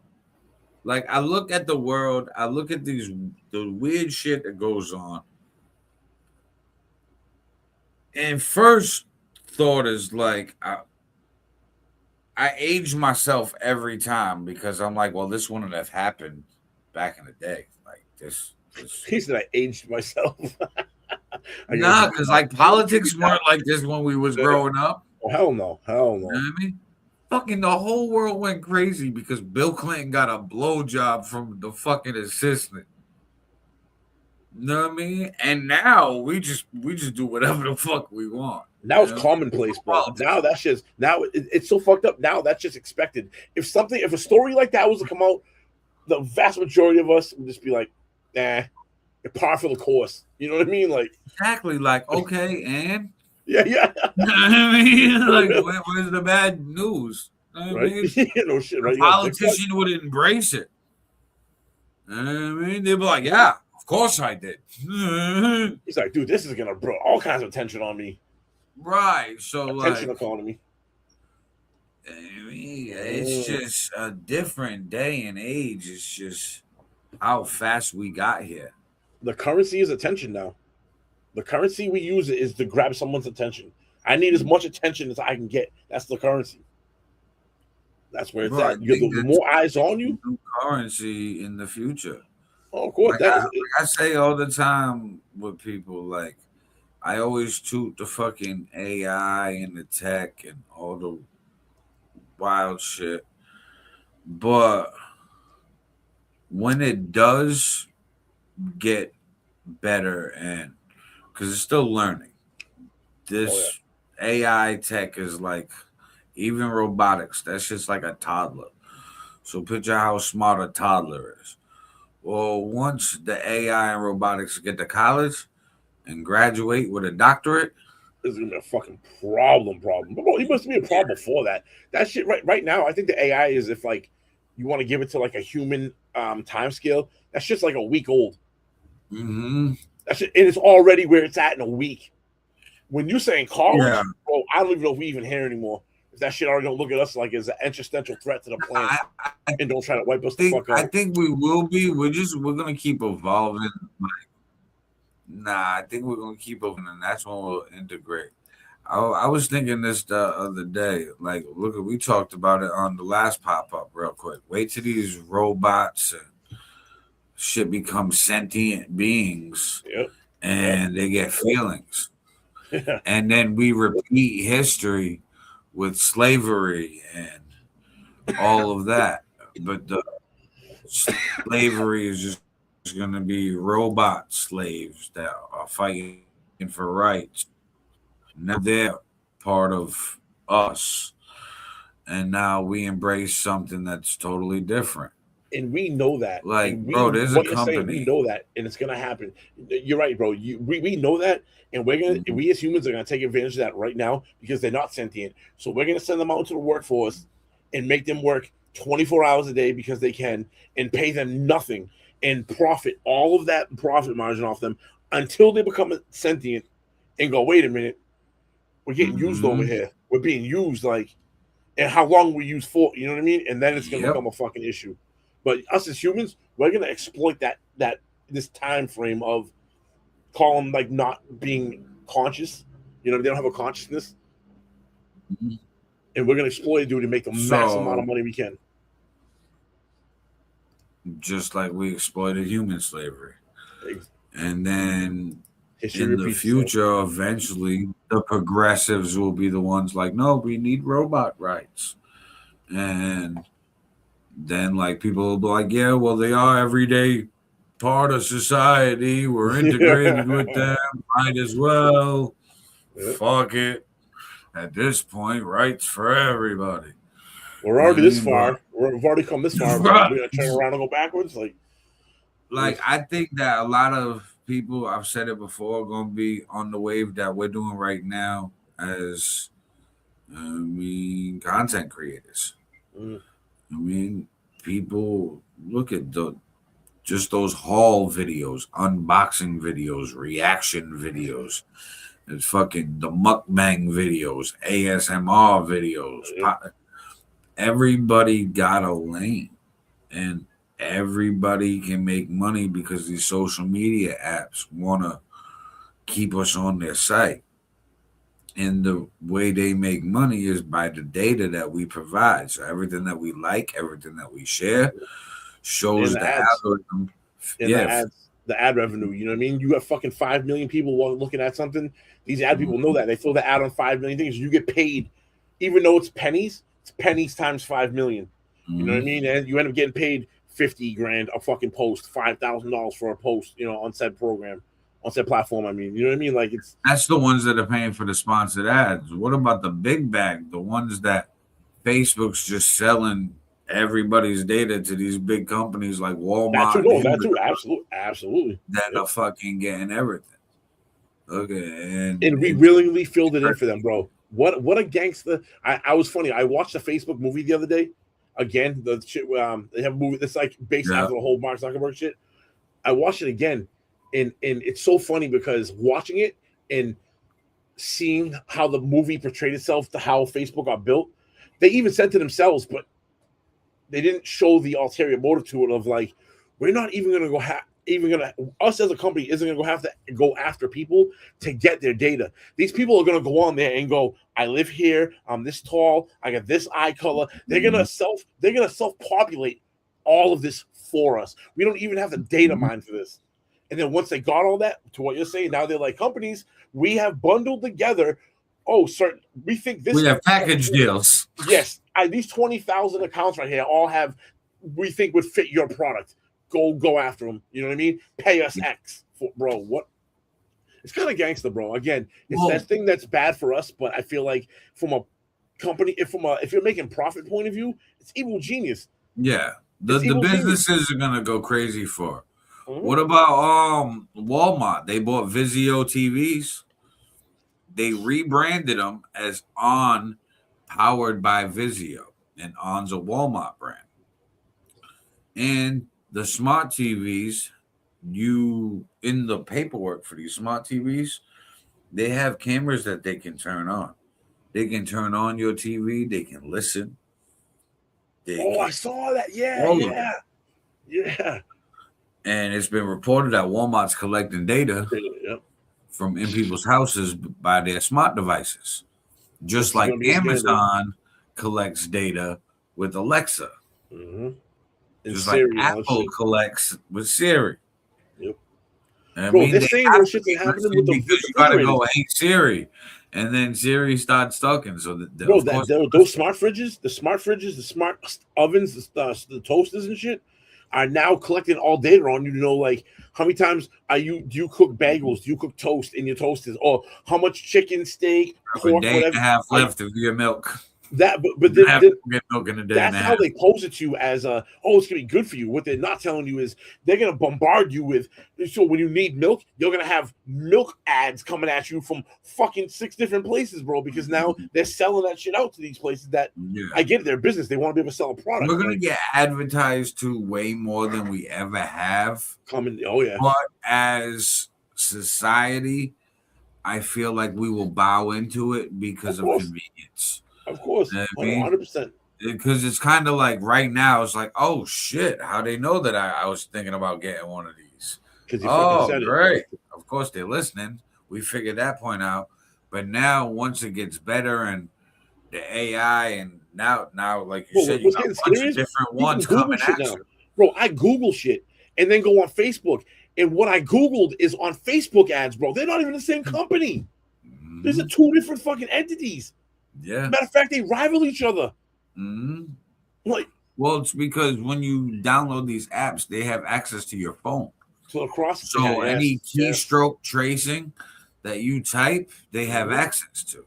And they know what app I click. If I go on Google and I'm looking up fucking cat food, and next thing I know, I go on Facebook and I scroll 3 posts down, and it's like kibbles and bits, and I'm like, next thing, K9 cat food. That's why Zuckerberg and Meta created Threads, because they realized that a lot of people were staying on Twitter. So they wanted to keep something that was like a thread, like a tweet post, and blend it with Instagram and made Threads. So they're trying to get that one popping. So they're like, oh, you like social media like this? Well, we got a platform for you. Here. You like more pictures and videos and like reels and stuff like that? Here, we got Instagram. Oh, you like this long form video and lives and stuff like that? Here, we got Facebook. And Zuckerberg's just creating a different social media for everyone. And he got a new AI, not even Meta AI, it's Manus AI. Oh boy. I mean, so. And he started the metaverse, even though it fucking failed. It failed bad. Yeah. He started his own. That's something I think was one of those that were way too early. We're going to look back in society, and that was way too early. 100%. He has the Meta glasses. Now you're recording shit. You need your phone. Wear glasses, bro, and it records your. So people that do like the DIY videos, or they do like the daily type content where people watch them to see what they're doing, bro, you're just recording all day long, going home and editing shit, and then making money on it. You know what I mean? If you're willing to give up a couple hours at the end of your day, do whatever your normal day is. Just do it normal, record it, go back in and edit it, and make it look like an interesting. Oh, I did this, I went to here, little voiceover, bang, for your day to day. I think what people are gonna do in the future is they're gonna do all that. That's gonna be the work, and we're gonna utilize AI tools to get it done faster and do the editing for us. So we'll be like, hey, edit it like this, bang, and now the content's made. AI is helping us create the content and push it and all of this. And we'll do that. But one thing I want to bring up before we wrap this up is, since we're talking about technology and AI and shit, this went viral recently, and I'm a little nervous because I had plans to ride in one of these this upcoming spring, summer. So I go to Boston when it's warm out, so I can walk around Boston, shit like that. Take the train up there now, since the train's where we at. And Boston just debuted Waymo self-driving cars. Oh boy. Oh boy. So this summer when I go up there, I want to ride it. But this week, Waymo went viral. Check this out. We'll talk about it. Something strange has been happening in one Atlanta neighborhood. Residents are waking up to Waymo traffic jams, the driverless cars basically taking over their quiet cul-de-sac. It's just the latest episode of the high-tech robo-taxis going, well, rogue. CBS News correspondent Skylar Henry has the details. We've almost lost some pets. It's a little scary. Andy Brown Millheisler is one of a handful of residents along this Atlanta cul-de-sac that had been dealing with a recent Waymo invasion. It has been primarily in the mornings, but it's unpredictable, really. She shot cell phone video of the driverless car, sometimes exceeding the neighborhood speed limit, circling outside of her home. Then, this. An eventual logjam of what she said amounted to between 40 and 50 Waymos. We put the little yellow man out as a traffic calming device. It confused the Waymos. All of a sudden, there were 8 or 10 of them backed up. It was a mess. Just this month, Waymo announced the recall of nearly 3,800 robotaxis to address a software flaw, causing the vehicles to misinterpret standing water after one drove into floodwaters in Texas. As the number of autonomous cars have increased on American roads, so have the woes, from taxis not stopping for school buses to others blocking emergency vehicles. Daryl West is an AI and robotics expert. In a lot of respects, autonomous vehicles are safer than human-driven vehicles because they don't get distracted and they don't get drunk. But people don't want to be run over by an autonomous vehicle. In a statement, Waymo says it's addressed the so-called routing behavior here in Atlanta. West says companies like Waymo must continue to improve communication and feedback between them and passengers to boost rider confidence. Major? Skylar Henry, thank you. All right, so 40 Waymos stuck in a cul-de-sac over routing issues. The neighbors said, well, we keep seeing Waymos coming down here and looping around the circle at the bottom of the cul-de-sac and taking off like they were just doing laps. They were tired of it because some of the neighbors were going, some of the Waymos were going too fast. They were going above the speed limit, just speeding down the street by themselves. What the fuck? And so they put the little traffic cone pedestrian. Yeah. They put one of them in some cones. Well, that confused the Waymos and backed up 40 of them. And yeah, Waymo said, a little bit of a software glitch. Sorry about that. So I guess you gotta ask yourself, right? The idea of it's good. I agree with it. This is the future. Is it too early? Are you implementing it too soon, or is this the time we need to get in to figure these things out? Because at this point, from a programming point of view, they just can't get any better. They can't make it 100%. So they're saying, all right, this is the best that we can do. It needs to get out there and it needs to be able to learn real world. Yeah. It needs to learn real world because, like any AI, it's going to house all this data. And then when it has to make a split-second decision later on, it's going to gradually get better over time because it's going to have 10,000 of these situations happen and know the best outcome is ABC and instantly going to go through this process and then do the right motion. So we're all being guinea pigs right now in these testing cities. Wow. Yeah. Facts.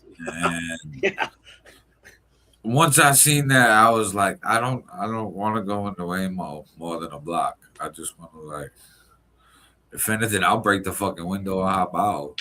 Yeah. Won't be Mr. All Niter, please stay. Car. Please stay, Mr. All Niter. I'll drive you safely. Please stay. Don't break my window. Don't break my window. You like me.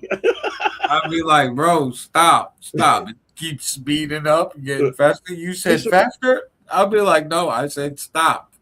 Okay. Mr. All Niter, I cannot let you out of this car before we reach your destination that you programmed me to go to.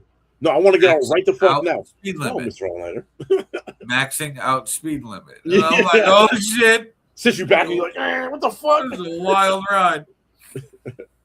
Waymo's like, since you wanted to leave, we will die together. Crashes into a wall. But yeah, so it got me a little nervous about the Waymos. Because I was excited about it. I'm like, oh, okay. They tested it out. It's working good. The still water is a little weird because I seen a video, and I think they made the Waymos too scared. So one Waymo drove into flood water in Texas. And like a stream over flood the road. The Waymo just drove Didn't through. recognize the water in the fucking street. Yeah, and it just drove through. So they must have programmed it and like programmed it a little bit too strict, because then there was videos after that of like little puddles on a street where the Waymo would just like stop, like, no, I can't drive through that. I'm not allowed. Yeah.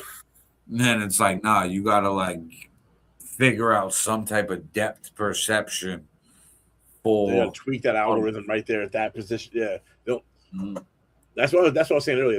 They're at that point now where they can't predict these kind of situations, so it has to happen in real time. Yeah. In order for this thing to see it, log it in, put it at it's gonna take that picture of the puddle it stopped at, and it was like flood, and the computer's gonna be like, not a flood, puddle, you're good.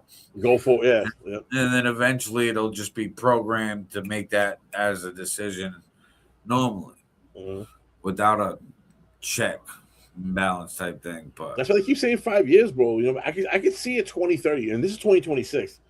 Imagine at 2030, at the current advancement rate of AI, where we'll be. And that's 4 years. Not even 4 years, 3.5. You know, essentially. bro, I was here for it when Google tried to drop the ugly ass Google glasses. I remember when Google dropped like the promo video for it, where they were reaching too, because it never was like the video.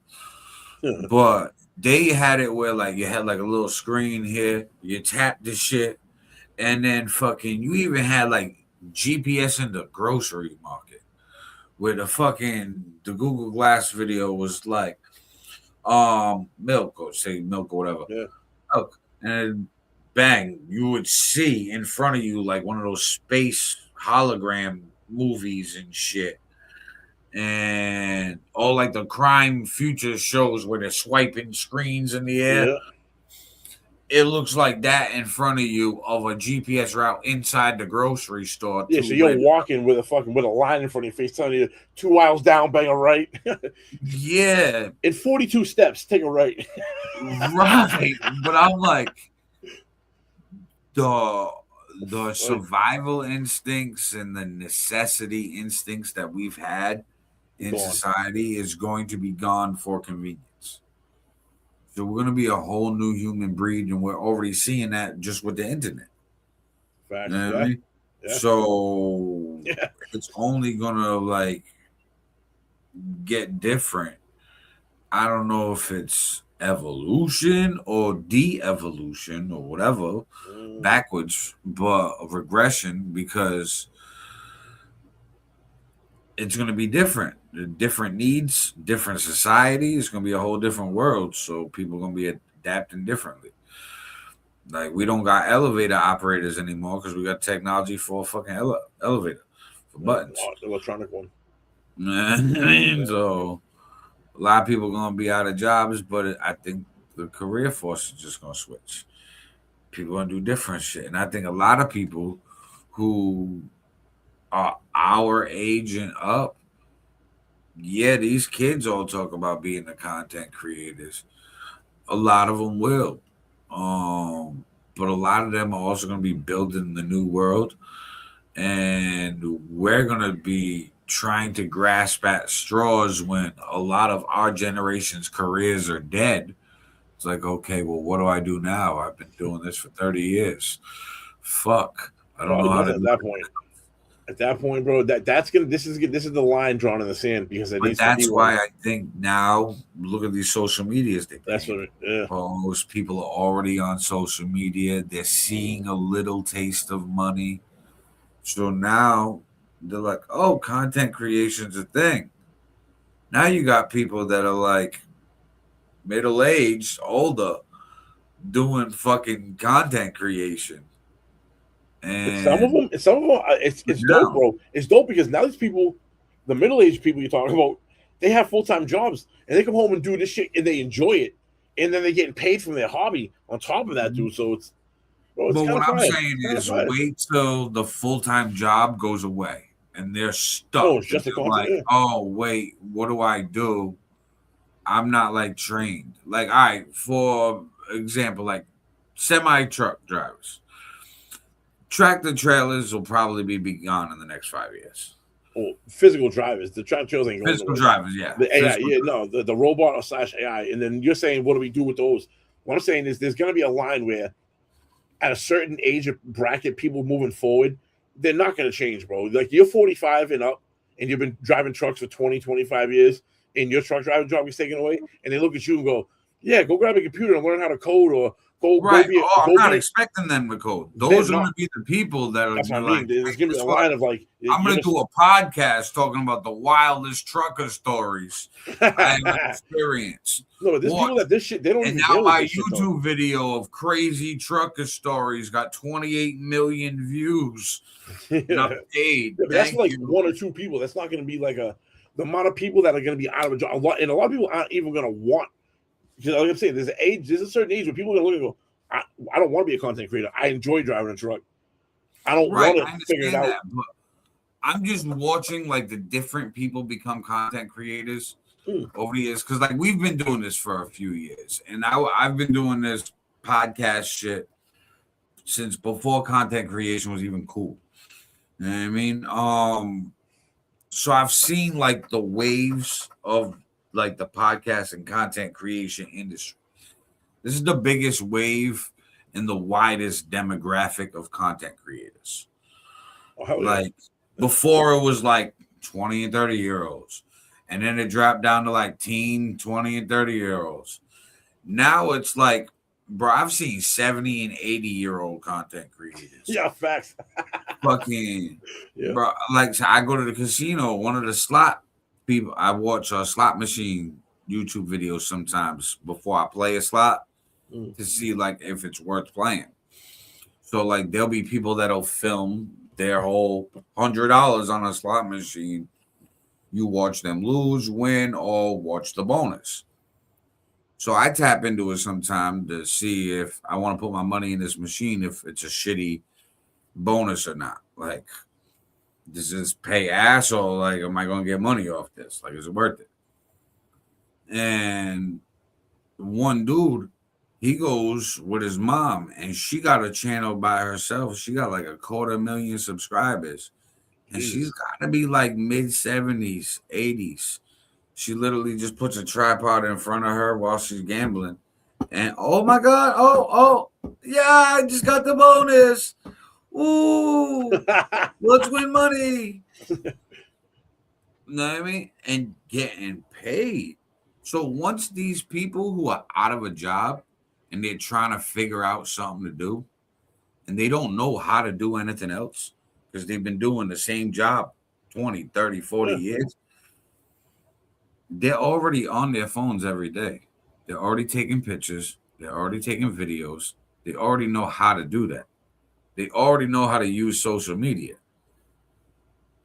Now, wait a minute, I can get paid off this?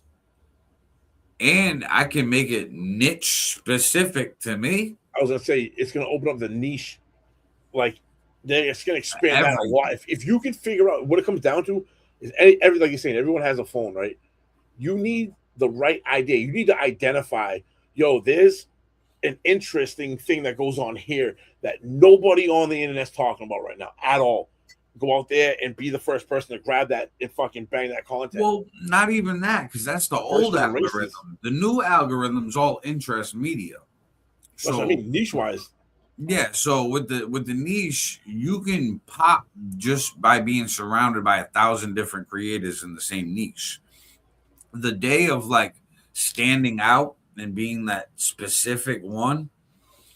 No, that's how you become big, bro. Because when you that's how you have to have your unique factor to be big. That's what I mean. Because what you're saying is, if you're in a thing of 1,000 people, how are people going to identify you out of 1,000? Because now you guys are all the same. How are they? You know what I mean? So it actually goes against you. You know what I mean? Think about it. Like if I'm trying to see people, I want to stand out. I don't want to be. If there's 100 fish, I want to be the one colored one out of the 99.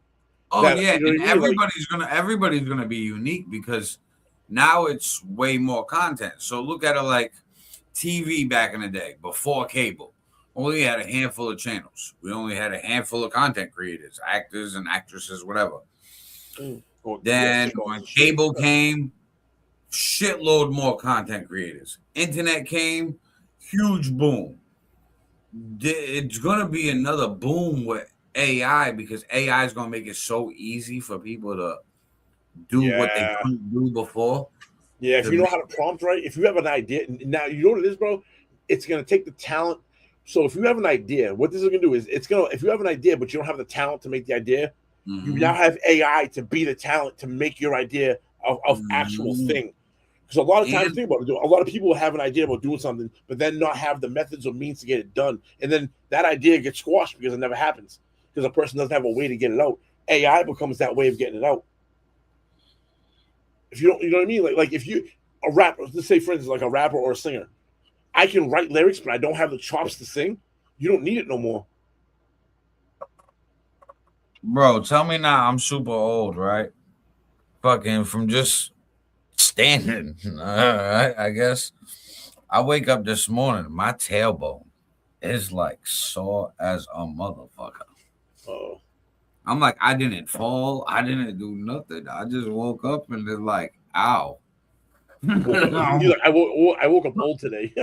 Yeah, for real. I'm like, my tailbone hurt like a motherfucker. Feel like I got kicked in the ass with a steel toe boot. Wow. But like the technology, bro, is I think a lot of people are gonna see, hey, I already know how to use social media. I've been using it for they prep us. They wean us into all of this so that way everybody can get on board before it's fully implemented. That's why some things are too early. Google Glass was way too early for wearable technology. Yeah. Now, Meta hit it with the right timing. Right. Fucking decade, 15 years later. Oh, here we go. Bang. Perfect.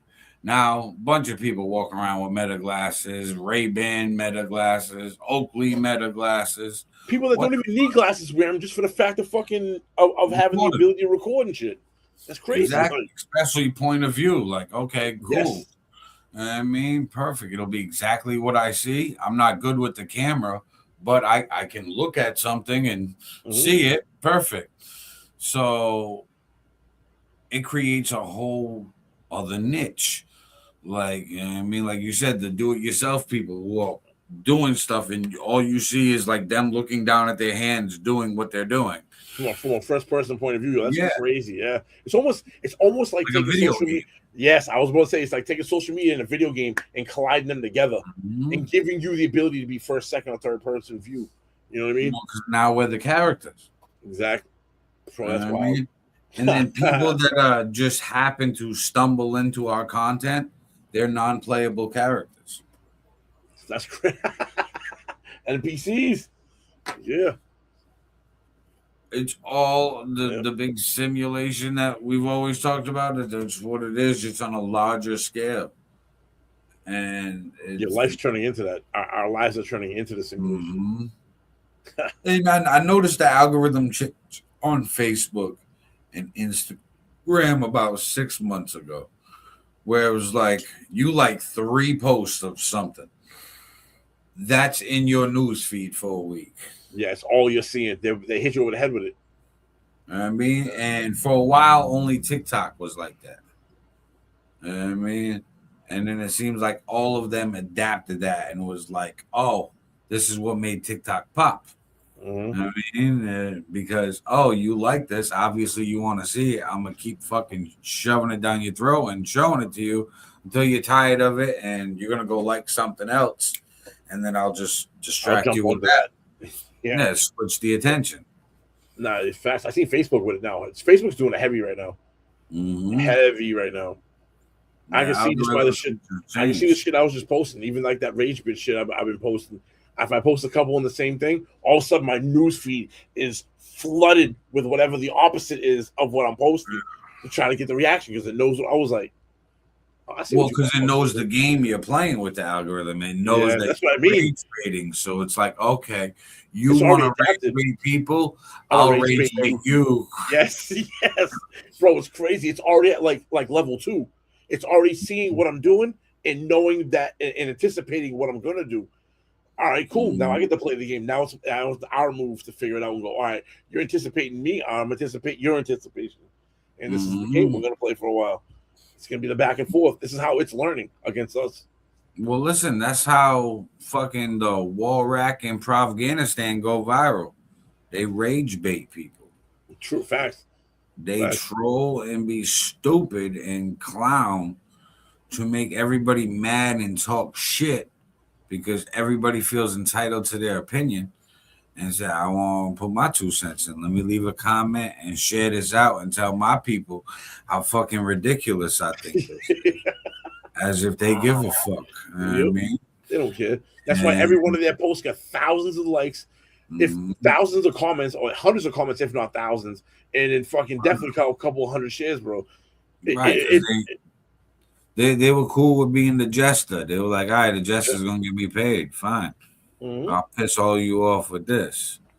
And I mean, you playing the same rage bait game just with politics, knowing that people are going to jump on it right off rip because how aligned people are with political parties. I mean, it's certain tactics that from being on social media, we've learned. And I think in the next 5 to 10 years, especially, everybody is on social media. Oh, hell yeah. It's not going to get less. It's not going to get less.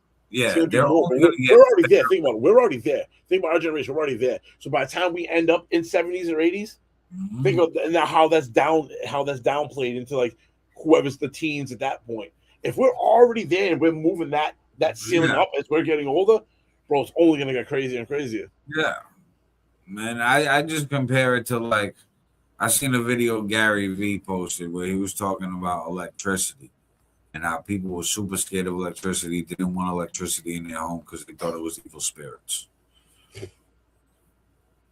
And look how you laughed. And he was like, nowadays, he was like, guess what? He was like, yeah, electricity's everywhere. Yeah, right. I mean, yeah, like you don't live it out. Like, so are we okay? We're fine. I mean, so it's gonna be the same type of shit where humans we're gonna adapt.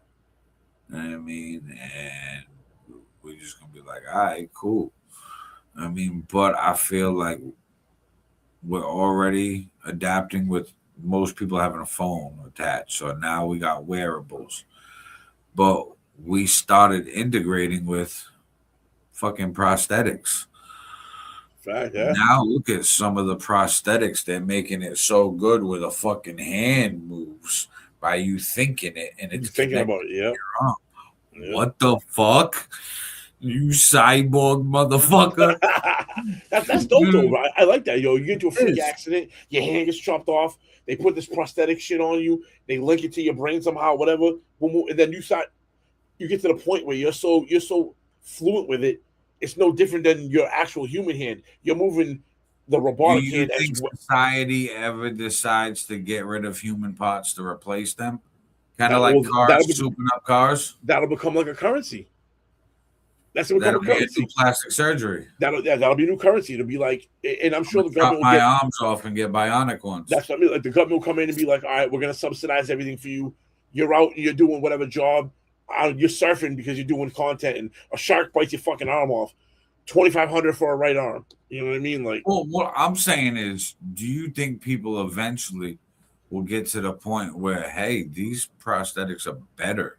Oh, hell yeah! And then just upgrade. Parts. Yeah, let me up. Like I buy a car and I soup it up.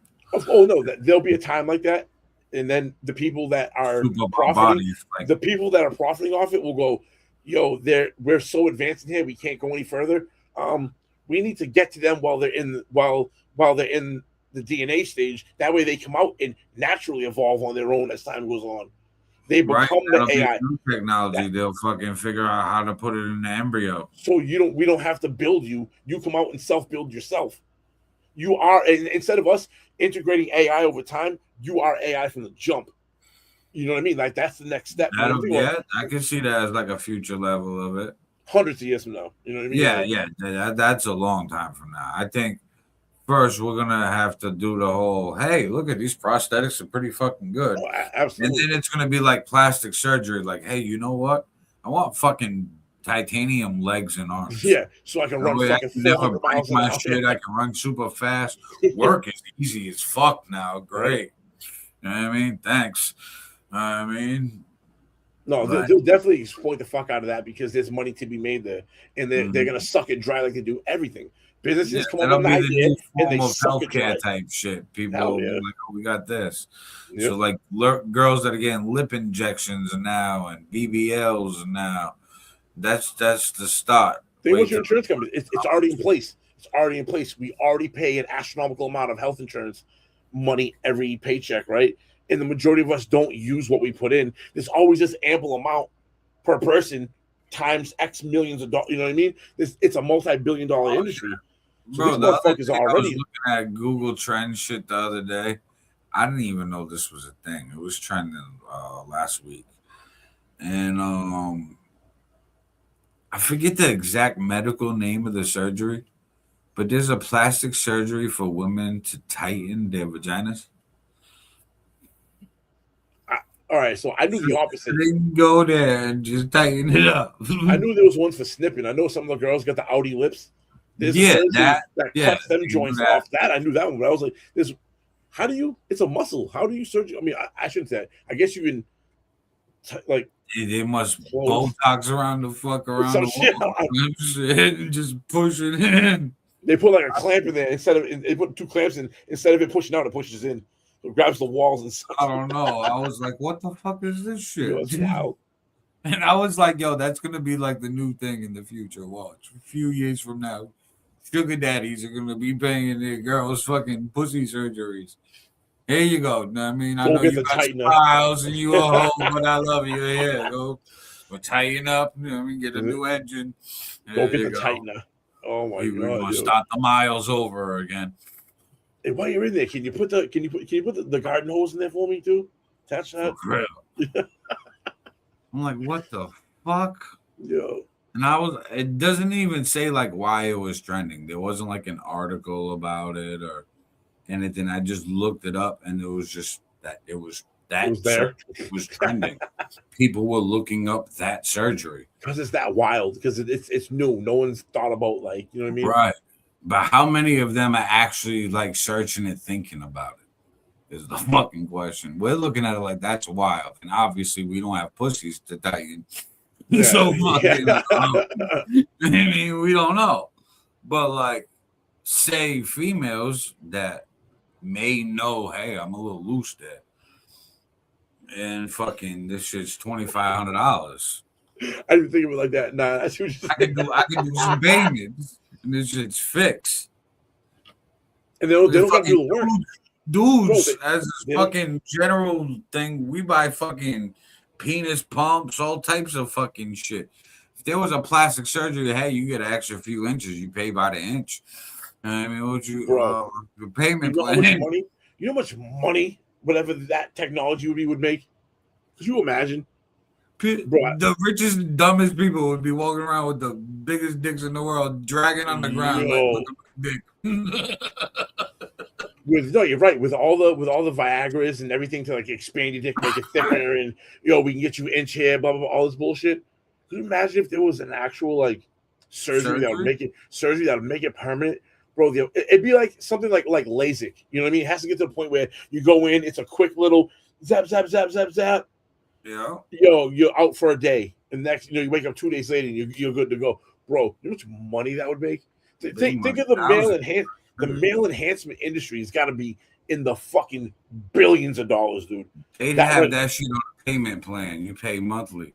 Oh, that's just like rent and your dick surgery payment. You put the surgery in, but you make it have to get calibrated every month for X amount of dollars, or it goes away. Yeah, bro, there's your reoccurring. Me and you were talking after this. We're gonna make this happen. We're funding this shit. We are the inventors of the dick growth surgery. And it happened all on a podcast live. The idea was formed live and born. Started talking about tightening pussies up, and yeah, that's where we went with it. But wow. On that note, we're gonna wrap this up, guys. This Thursday, May 21st, start your Memorial Day weekend off right. I mean, you got kids, get a sitter. You work on Friday, take the day off. It's fucking Memorial Day weekend. America is 250 years old this year. Yes. This is a birthday. This is a celebration, and we're starting the summer off right. Turn it up. And you know, summer, Memorial Day, that gives barbecue, backyard vibes. But we're going to be at the club Thursday, Throwback Thursday. And Memorial Day weekend starting it off with 90s and 2000s hits. Ooh. That girl is poison. Nobody does like me. Nobody. Gonna be a bunch of off-key singing, dancing, fucking juvenile, back that ass up. Straight vibe. Disco, fucking that thong, the thong, thong, thong. I mean, like, ladies free before 11, 21 plus event, 420 friendly. She can burn in there. Been passing out flyers heavy around downtown Providence. And one thing I do gotta say is I can definitely tell the club's crowds just by, like, I don't know, kind of stereotyping. So, like, Medici's right next to Coliseum, Culture, and Ego. Coliseum's all young. Young. That's it. If they look younger than 25, they probably going to Coliseum. I mean, Culture's the trenches. They look like they're from the hood in the trenches. Culture. Then you got Ego, the gay club, where women, I noticed, they go there to feel safe. And I understood this by trying to pass out flyers to some of them. I'm like, you have a party at Medici?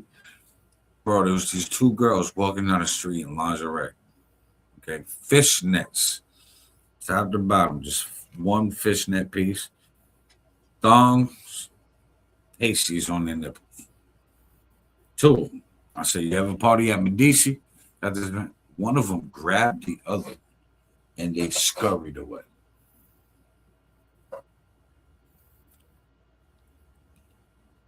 What? I was like, what the fuck is this? And then, like, I noticed that they went over to Ego. And I'm like, oh, maybe they thought I was, like, hitting on them, whatever. I wasn't even, like... You had flyers in your hand. You had a stack of flyers. I'm assuming you had a stack of flyers in your hand. Yeah. They probably saw... They couldn't make the connection of looking at somebody like having... I'm sure you had a stack in your hand, in your left hand. In your right hand, you had one. You wanted to hand them, right? Right? Yeah. So context clues people, like, put it together like, oh, he's trying to show me something. That's not a threat. They thought I was about to do a kidnapping. They thought I was about to kidnap and hold them hostage, apparently. Fuck, dude.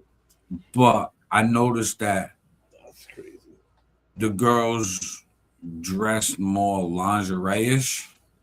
Ooh, all Ego. See?